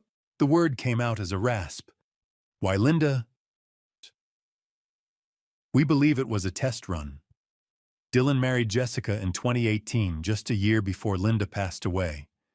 At that point, he was already in debt. If Linda passed, you'd be alone, vulnerable. He could position himself as the caring son-in-law, gain your trust, and eventually gain access to your finances. And by taking Linda first, he learned how to use CO as a weapon. He perfected his method." I pressed a hand to my face, trying to hold myself together. "I let him practice on my wife. I invited him into our home. I thanked him for fixing the air conditioning. Mr. Mitchell, you couldn't have known. Dylan is a master manipulator. He fooled everyone, doctors, neighbors, even the police at the time. You're not at fault here." But I was. I'd let Linda suffer for 6 months, thinking it was stress or age. I'd let her pass away in our bed while I slept in the next room, oblivious. I'd mourned her, buried her, and moved on, never once suspecting that the man sitting across from me at Thanksgiving had taken her life. "Mr. Mitchell." Santos's voice pulled me back. "Are you still there?" "Yeah," I said, though my voice didn't sound like my own. "I'm here. There's one more thing. With this new evidence, we're amending Dylan's charges. He'll now face 3 counts of attempted harm, 1 for Linda, 1 for you, and 1 for Marcus. Combined with the false imprisonment charge for Marcus, he's looking at life in prison without the possibility of release. The district attorney is confident we have an airtight case." "Good," I said. It was the only word I could manage. Santos was quiet for a moment. Then gently, "I know this doesn't bring her back, but it means Linda's passing won't remain listed as heart failure. She'll be recognized as a victim. And Dylan will answer for what he did to her. I nodded, even though she couldn't see me. Thank you. Take care of yourself, Mr. Mitchell, and take care of your son. I ended the call and sat there staring at the phone. Marcus was watching me, his face pale. Dad, he said quietly. Was it? Yeah, I said, my voice breaking. It was him. He took her. Marcus's eyes filled with tears, and he looked away, his hands trembling. I'm sorry, Dad. I'm so sorry. It's not your fault, I said. But they felt hollow. Because someone was at fault, and that someone was locked in a cell waiting for trial. I stood and walked to the window, looking out at the city lights beginning to flicker on in the dusk. Somewhere out there, Dylan Reeves was sitting in a jail cell, probably thinking he could talk his way out of this. But he couldn't. Not this time. Linda was gone. But her memory wouldn't be buried under lies anymore, and Dylan would spend the rest of his life paying for what he'd done. I made myself a promise standing there in that hospital room. I'd see this through. I'd sit in that courtroom, look Dylan in the eye, and watch him lose everything. For Linda, for Marcus, for all of us. The call came on a Tuesday morning, a week after Dylan's arrest. I was making coffee in the small kitchenette of the extended stay hotel where I'd been living. I couldn't bring myself to go back to Jessica and Dylan's house. My phone buzzed on the counter. Unknown number. I almost didn't answer, but something made me pick up. Mr. Mitchell. The voice was male, calm, with a faint accent I couldn't place. Your son-in-law owes us $380,000. I froze, the coffee pot still in my hand. Who is this? That doesn't matter. What matters is that Dylan Reeves cannot pay his debt. He's in custody, and his assets are frozen. Which means the debt transfers to his family. To you. I don't owe you anything. I said, my voice sharper than I intended. Chick, you will. You have 7 days to arrange payment. If you don't, there will be consequences. We know where you are, Mr. Mitchell. We know where your son is. There was a pause. St. Joseph's Hospital, room 314. He's recovering nicely, I hear. It would be unfortunate if something interrupted that recovery. The line went dead. I set the phone down carefully, my hands trembling. Then I called Santos. She answered on the second ring. Mr. Mitchell, what's wrong? I told her about the call, every word I could remember. When I finished, there was a long silence. That's Kozlov, she said finally. We've been investigating them. The FBI's involved now. They think Kozlov Capital is part of a larger organized crime network. She paused. Mr. Mitchell, they may try to contact you in person. If anyone approaches you, don't engage. Call 911 immediately. What about Marcus? They mentioned the hospital. I'll have officers stationed outside his room. But the FBI wants to use this.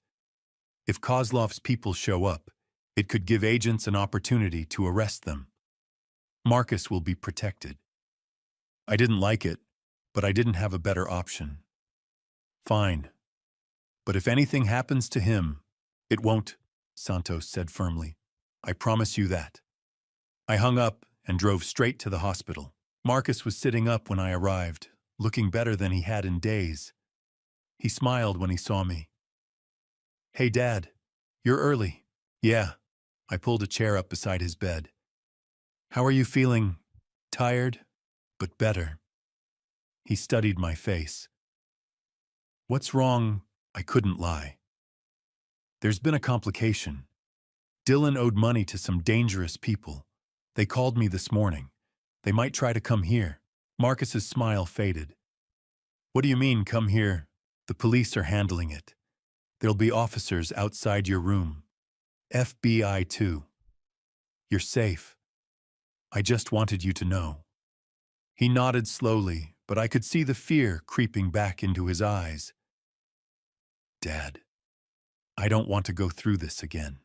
You won't, I said, reaching over to grip his hand.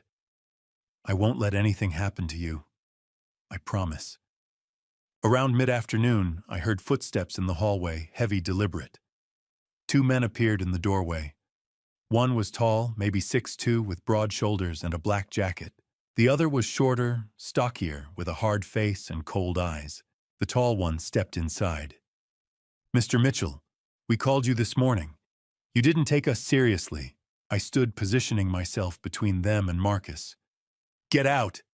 Now! We're not here to hurt anyone." His voice was calm, almost friendly. "We're just here to remind you of your obligations. Dylan owes us money. You're going to pay it." "I don't owe you anything." The man took a step closer to Marcus's bed. "Your son is in a fragile state. It would be unfortunate if something happened during his recovery." Marcus pressed himself back against the pillows, his face pale. I felt a surge of rage. I reached for the call button and pressed it hard. "You need to leave," I said, my voice shaking. "Right now." The door burst open. Two men in dark suits stepped into the room, badges already raised. "FBI, step away from the bed, hands where we can see them." The tall man froze. The shorter one lunged toward the door, but the second FBI agent grabbed his arm and twisted it behind his back. Within seconds, he was face down on the floor, hands being cuffed.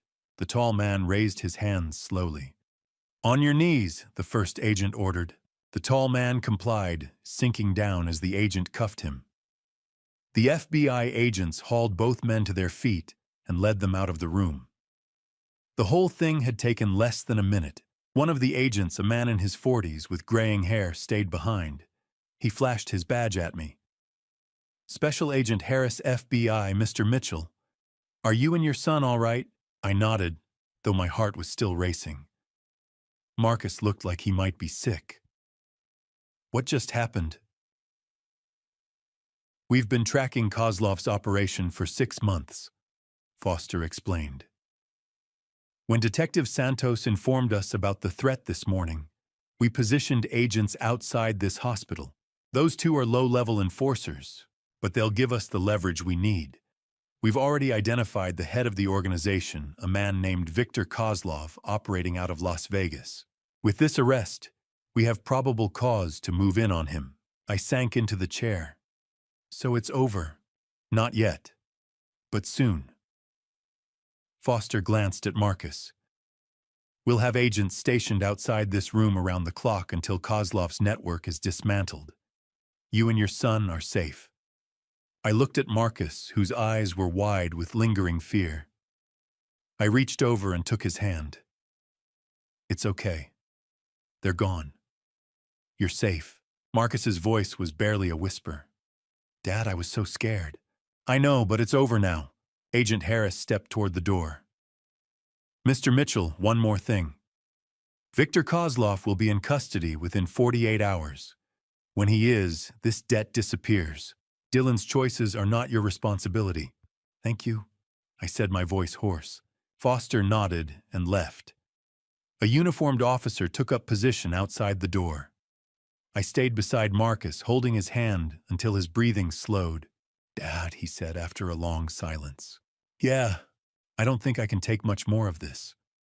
I squeezed his hand gently. "You won't have to. We're almost through it. I promise."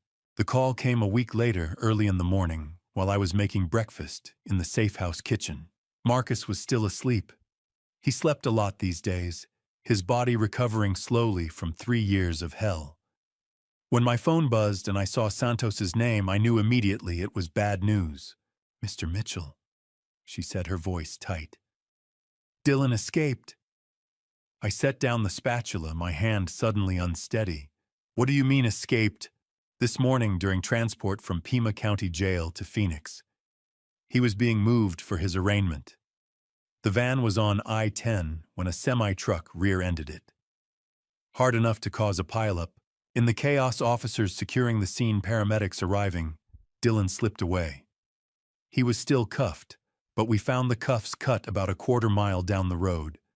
Someone had tools waiting. I pressed my hand to the counter. How is that possible? You said he'd be transferred safely.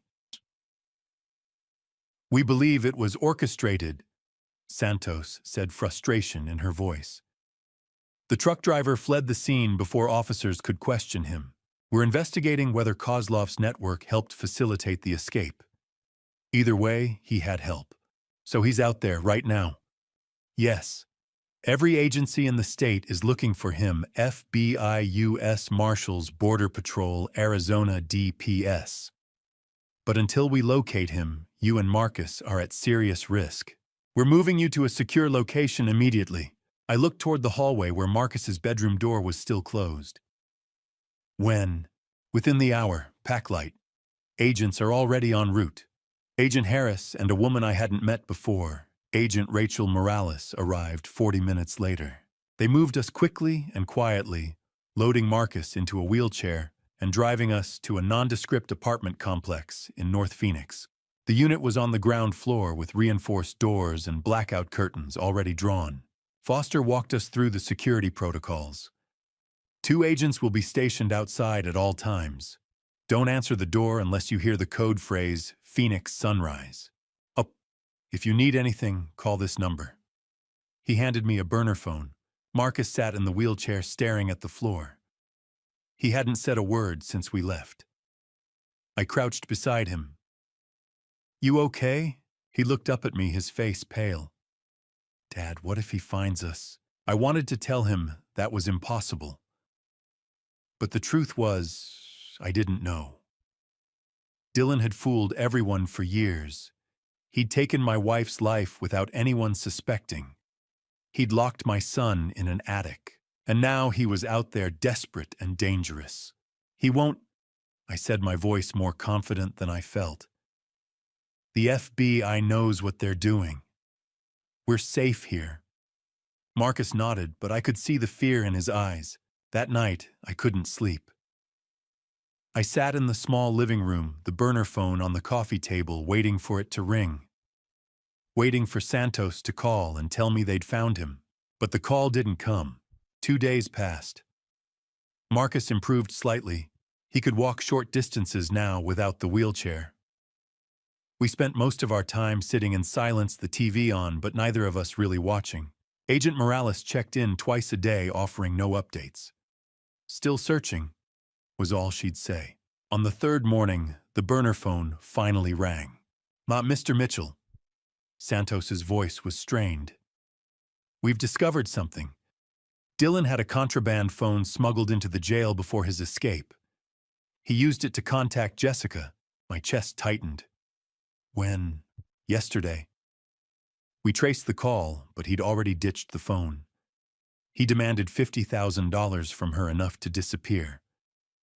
Jessica refused, told him she's in custody, has no access to money. And Santos hesitated. He threatened her. Specifically, he threatened Emma. The room seemed to tilt. Emma, Jessica's 6-year-old daughter. My granddaughter. What did he say? He told Jessica, I know where Emma is.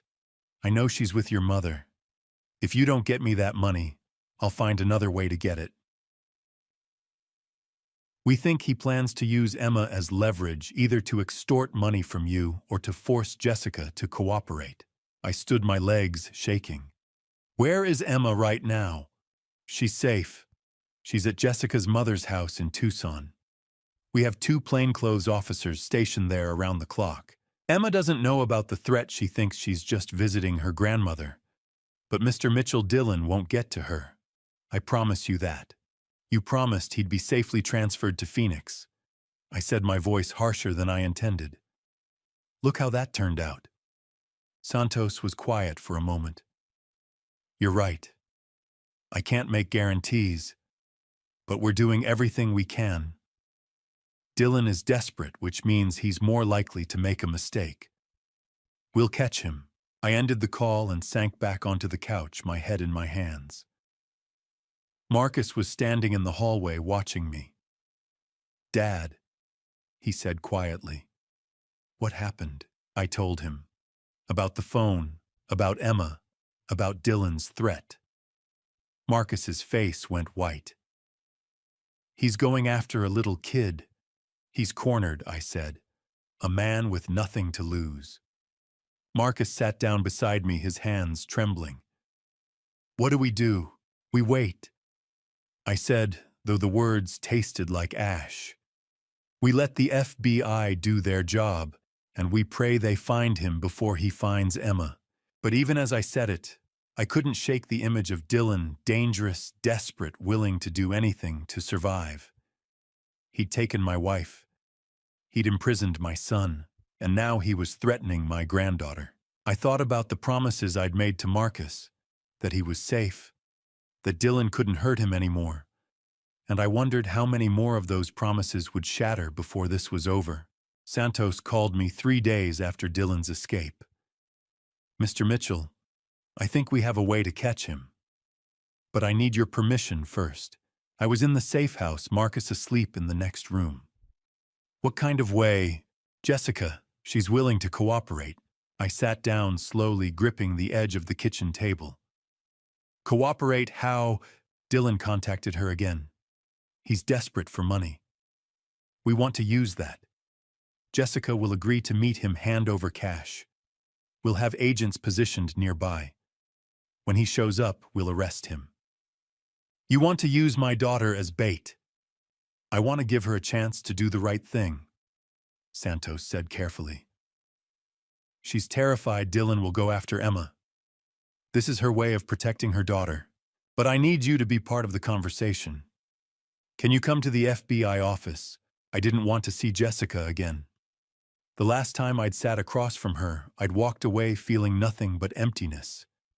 But if this plan could end Dylan's threat, I had to try. I'll be there in an hour."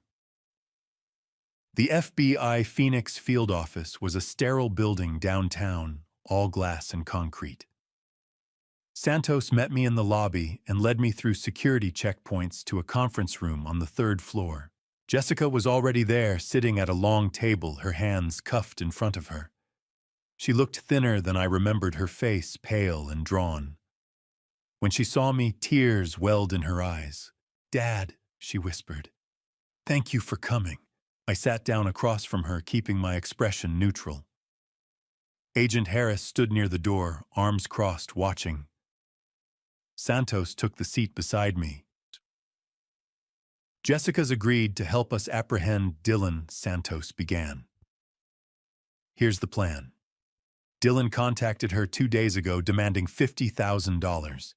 Jessica will send him a message agreeing to meet. She'll bring a briefcase with marked bills. When Dylan shows up to collect, our agents will move in." "Where?" I asked. "Not a public location. Starbucks on Mill Avenue in Tempe. Busy area, lots of foot traffic. Dylan won't be able to escape, and there'll be witnesses if anything goes wrong." What if he suspects a trap?" Foster spoke up. "We've prepared for that. Jessica will wear a hidden microphone. We'll have agents positioned inside the coffee shop and on the street, all undercover. Dylan won't know we're there until it's too late." I looked at Jessica. "Why are you doing this?" "Because I can't let him hurt Emma," she said, her voice breaking. "I know I've done terrible things, Dad. I know I helped him. But Emma's innocent. If there's even a chance Dylan would go after her, I have to stop him." I studied her face, searching for any sign of deception. All I saw was fear. "If this goes wrong..." "It won't," Foster said firmly. "We've run operations like this dozens of times. Dylan's desperate. He'll take the bait." I nodded slowly. "What do you need from me?" "Your consent," Santos said. "Jessica's cooperating, but you're the primary victim here. If you don't want this to happen, we'll find another way." I looked at Jessica again. She was crying quietly, her cuffed hands folded in her lap. I thought about Linda, about Marcus, about Emma, who deserved a life free from Dylan's shadow. "Do it," I said. "Catch him."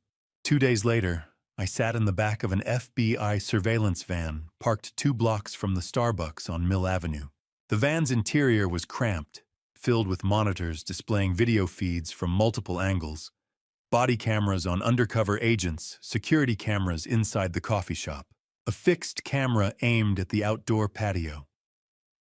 Foster sat beside me wearing a headset, coordinating with his team via radio. Agent Morales was inside the coffee shop, posing as a customer. Jessica had arrived 15 minutes early, sitting at a corner table on the patio. She wore jeans and a plain white blouse, a thin wire hidden beneath the fabric. A black briefcase sat on the table in front of her. She looked calm, but I could see her hands trembling when she picked up her coffee cup. "She's doing fine," Foster said, noticing my concern. "The wire's working perfectly. Audio's clear." I nodded, my eyes fixed on the monitor. Around Jessica, the patio was busy: college students with laptops, couples talking over iced drinks, a man reading a newspaper. All of them were FBI agents. The barista inside was an agent. Even the couple walking a dog past the window were agents. Dylan wouldn't stand a chance. At exactly 3 o'clock, a figure appeared at the edge of the patio. Baseball cap, pulled low sunglasses, black hoodie. Dylan.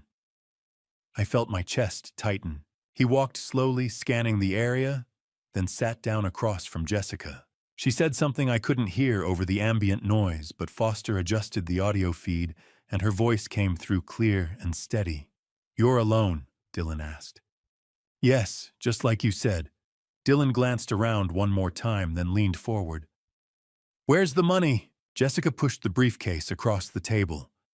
$50,000. It's all I could get." Dylan unzipped the case. Even through the grainy camera feed, I could see the stacks of bills inside. He picked one up, flipped through it, checking. My hands clenched into fists. Foster's voice crackled through the radio. "Hold positions. Wait for the signal." Jessica's voice came through the wire again. "Dylan, please. Promise me you won't go near Emma."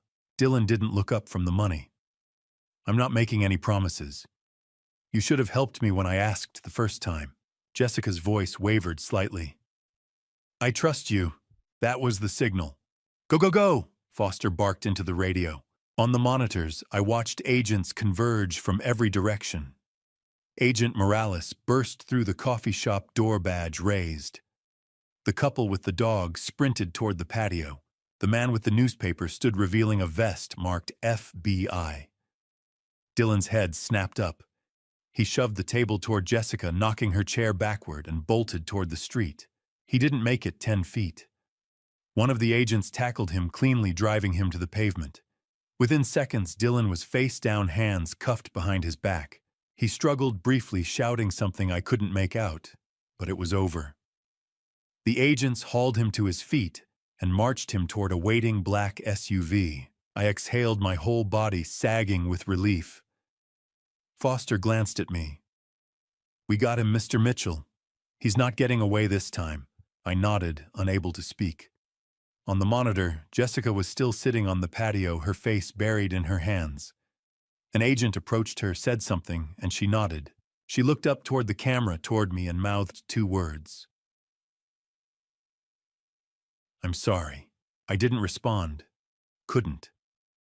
Because even though Dylan was finally in custody, even though the nightmare might finally be over, I couldn't forget what Jessica had done, what she'd allowed. Sorry wasn't enough. It would never be enough. But for now, it didn't matter. Dylan was caught, and Emma was safe. Before I exposed the secret, Dylan thought he'd take to his grave. Type "don't stop" in the comments so I know you're still with me. And a final reminder. The following segment includes fictionalized components created for storytelling impact and may not be entirely real. If that makes you uncomfortable, you can end the video here. The coffee shop on Mill Avenue had been quiet for exactly 4 seconds after Agent Harris gave the command. Dylan bolted not toward the door, but through the outdoor patio, knocking over a chair and a small potted cactus.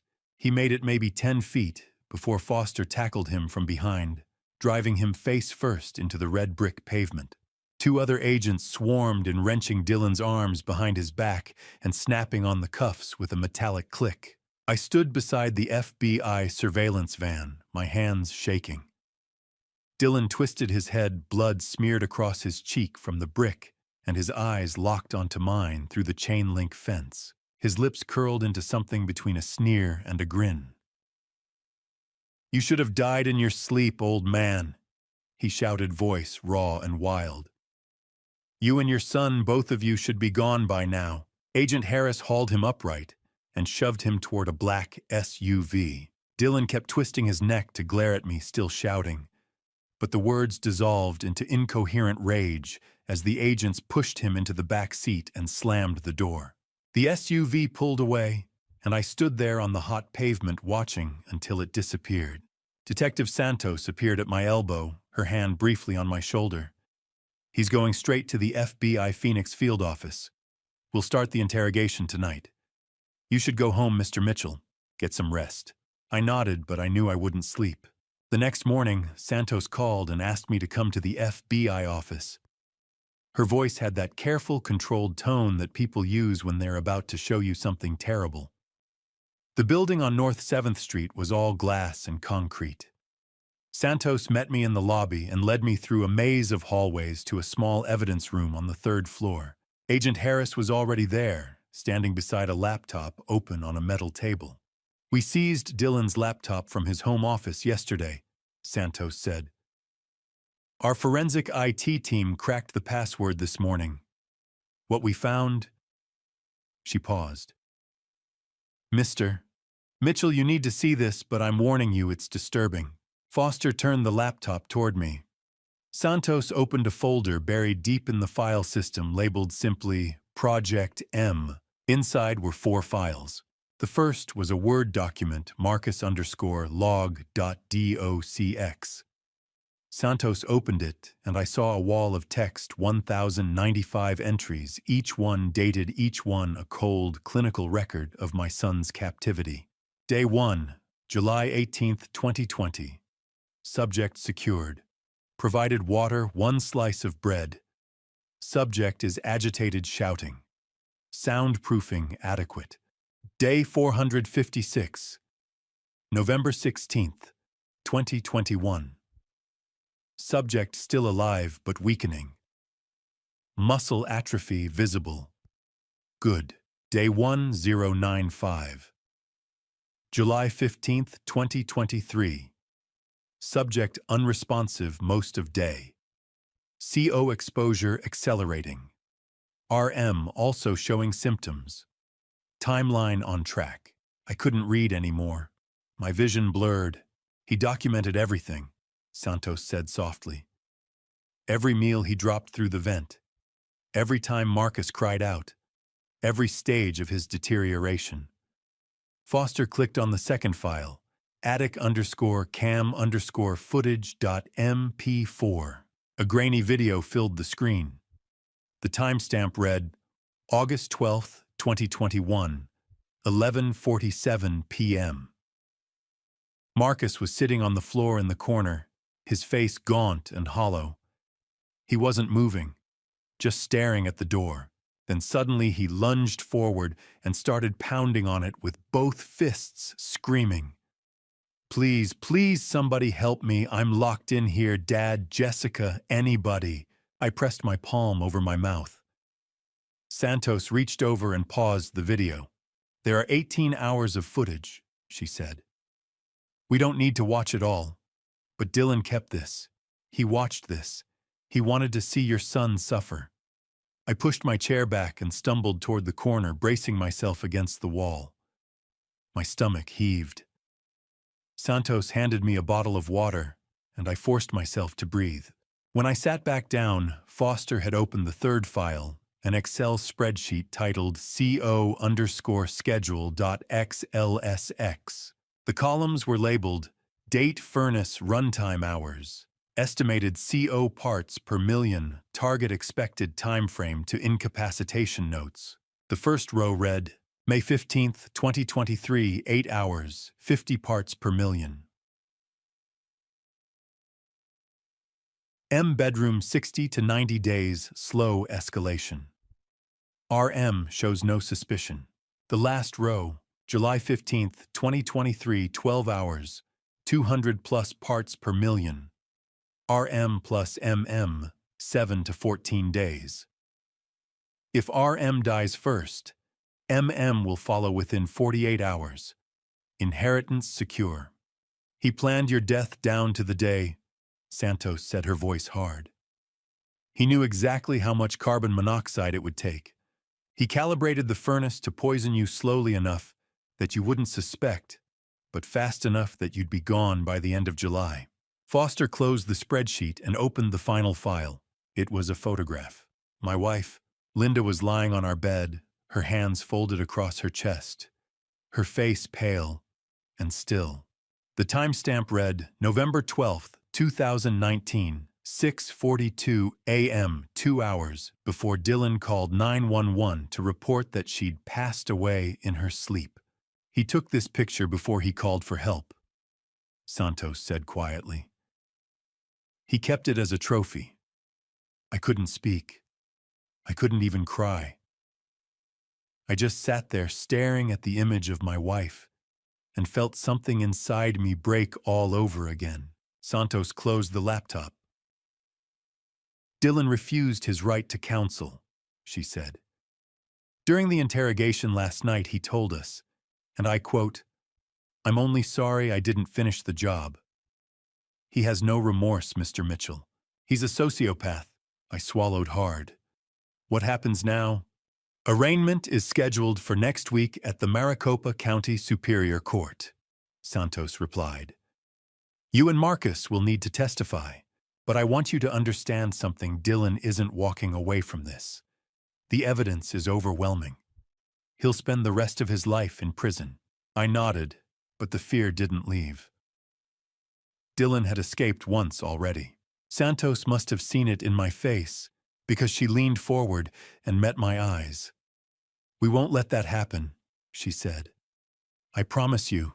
I wanted to believe her, but after everything I'd seen, everything Dylan had done, I wasn't sure I could believe in promises anymore. The Maricopa County Superior Court building rose against the September sky, like a monument to justice, glass and steel and sharp angles. Marcus and I climbed the front steps together, moving slowly. He leaned on a three-legged cane, his shoulders still too thin beneath his pressed white shirt, and I walked beside him in the gray suit I hadn't worn since Linda's funeral. Inside courtroom 5C smelled of old wood and stale air. The walls were dark oak, the benches hard and unforgiving.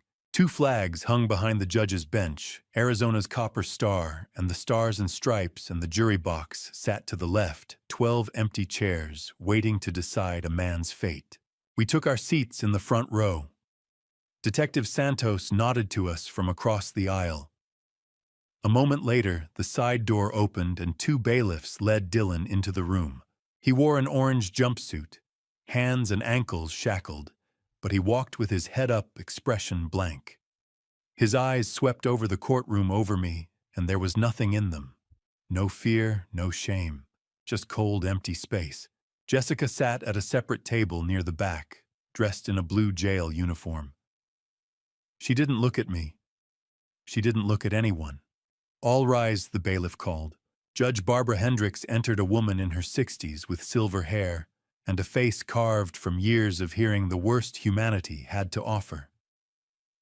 We stood. She sat. The room settled. The state of Arizona versus Dylan Michael Reeves, she said. Counsel, are we ready to proceed? Prosecutor Thomas Cooper rose. Yes, Your Honor. Defense attorney Martin Pierce nodded. Ready, Your Honor. Judge Hendricks gestured to Cooper. Opening statement. Cooper stepped to the center and faced the jury. Ladies and gentlemen, this is a case about trust, about betrayal, and about a man who spent 3 years executing a cold-blooded, calculated plan to destroy an entire family for money. He outlined the charges: Count 1, first-degree murder of Linda Mitchell in 2019 through deliberate carbon monoxide poisoning. Count 2, attempted murder of Robert and Marcus Mitchell in 2023 using the same method. Count 3, kidnapping and false imprisonment of Marcus Mitchell from July 2020 to July 2023. The evidence will show that Dylan Reeves is not a desperate man who made a mistake. He is a predator who planned every detail, who documented his crimes, and who felt no remorse even as his victims suffered. The trial lasted 4 days. Ryan Brennan testified, first describing the locked attic door, the carbon monoxide alarm, the sabotaged heat exchanger. He was calm, professional, and unshakable on cross-examination.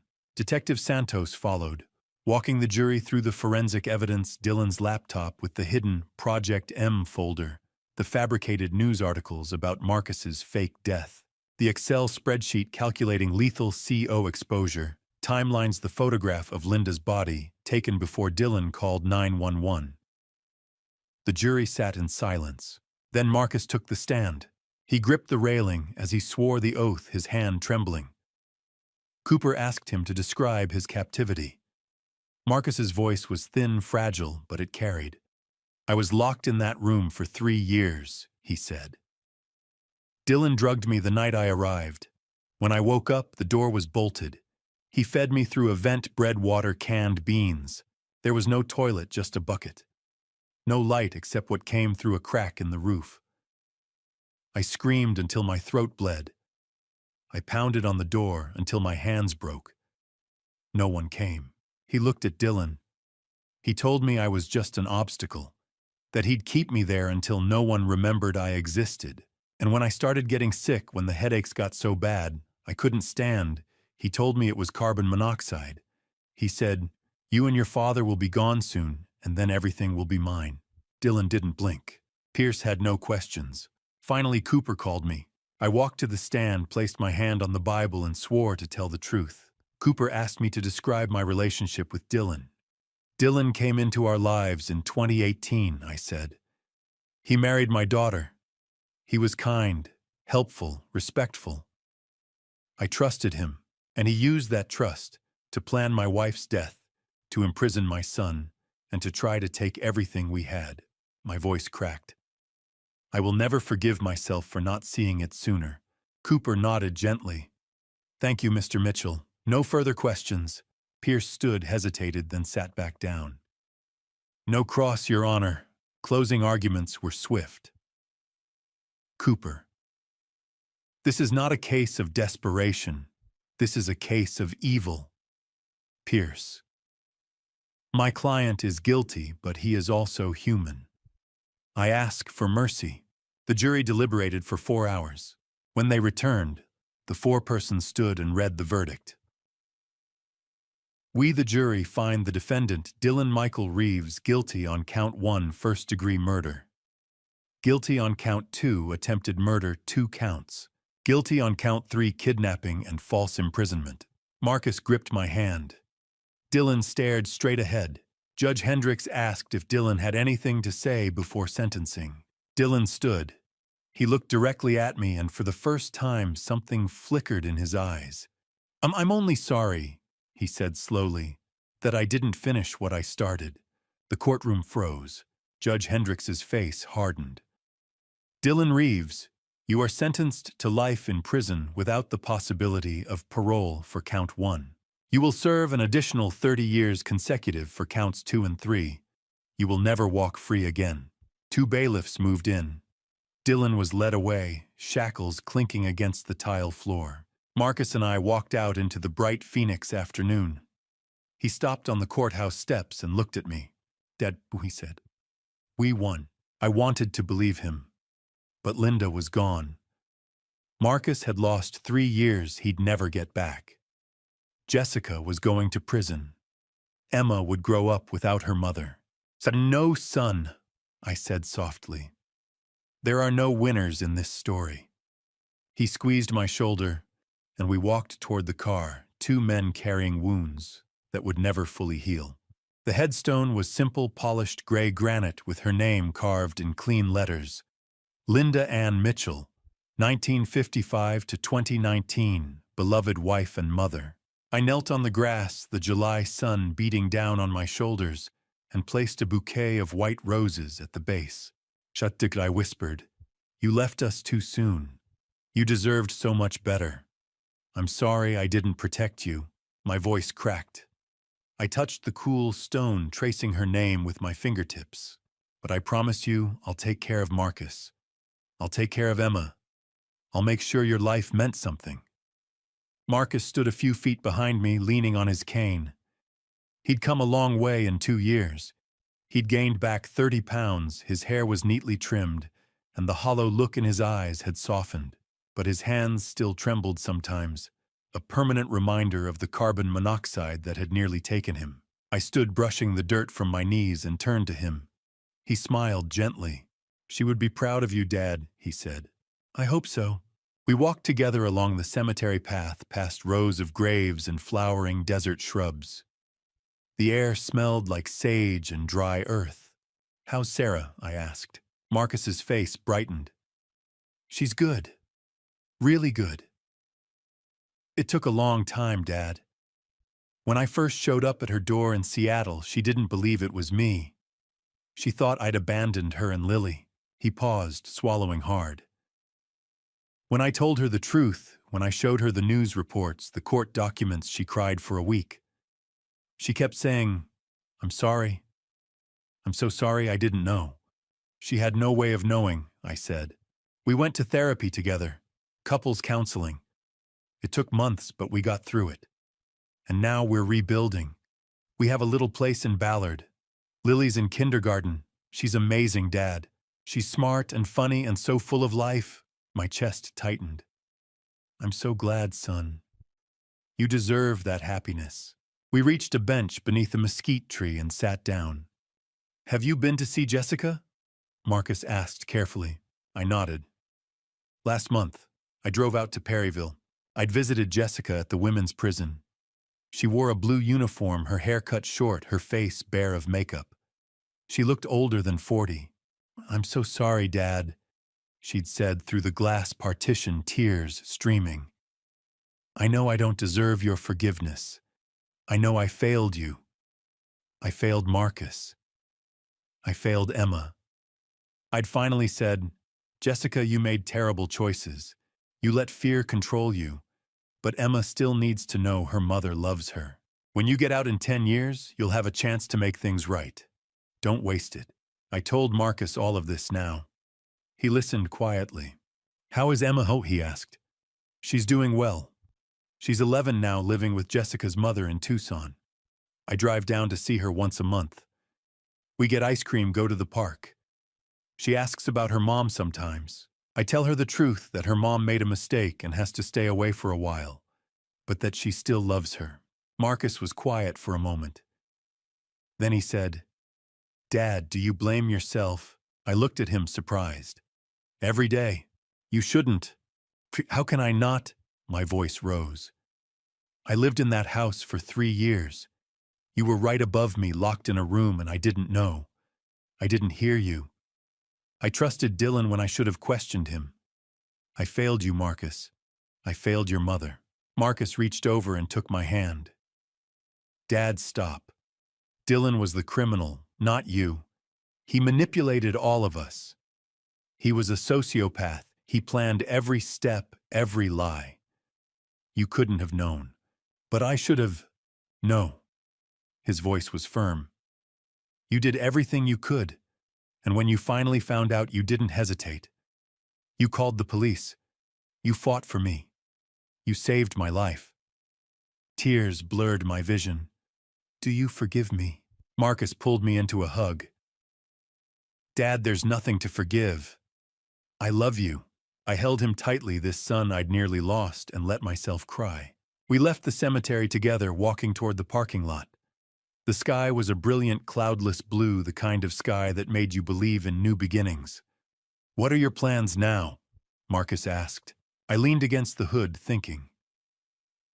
I sold the house in Scottsdale. I couldn't live there anymore. I bought a small apartment downtown near the hospital, and I've been volunteering. "Volunteering at a domestic violence center," I said. "I share my story with other families, people who've been manipulated, controlled, isolated by someone they trusted. I tell them what happened to us, and I help them recognize the warning signs." Marcus smiled. "That's good, Dad. Really good. I want our story to mean something, I said. Linda's death. Your 3 years in that room. All of it. If I can help even one person see the truth before it's too late, then maybe it wasn't all for nothing. Marcus opened the passenger door, then paused. Dad, do you think we'll ever be okay? Really okay? I looked at him, at this man who'd survived hell and come out the other side scarred but standing. And I thought about Emma growing up in Tucson, about Jessica serving her sentence and maybe someday finding redemption, about Linda resting beneath the desert sky. I don't know if we'll ever be the same, I said slowly, but I think we can be okay. It'll take time. It'll take work. But we're still here. We're still fighting. Marcus smiled. Then that's enough. We got into the car, and I started the engine. As we pulled out of the cemetery, I glanced in the rearview mirror one last time, watching Linda's grave disappear into the distance. The past will always hurt, but we don't have to let it define us. We can choose to move forward together, and that's exactly what we're going to do.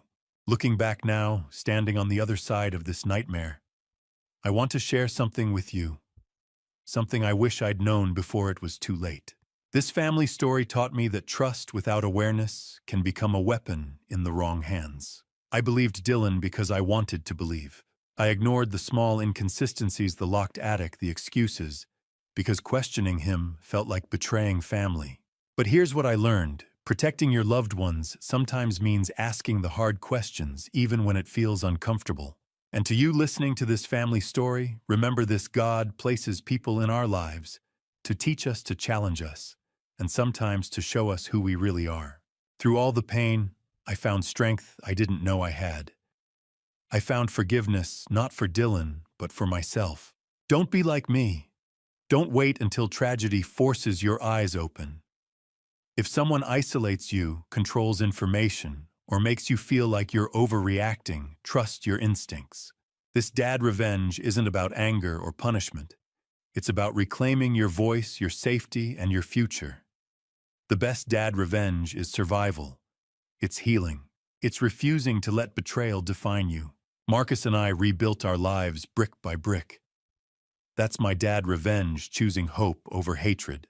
If this story resonated with you, I'd be grateful if you'd share your thoughts in the comments below, hit that subscribe button, and pass this along to someone who might need to hear it. Your engagement helps others find these stories. Thank you for staying with me until the end. I want to acknowledge that this narrative contains fictionalized elements crafted for educational purposes.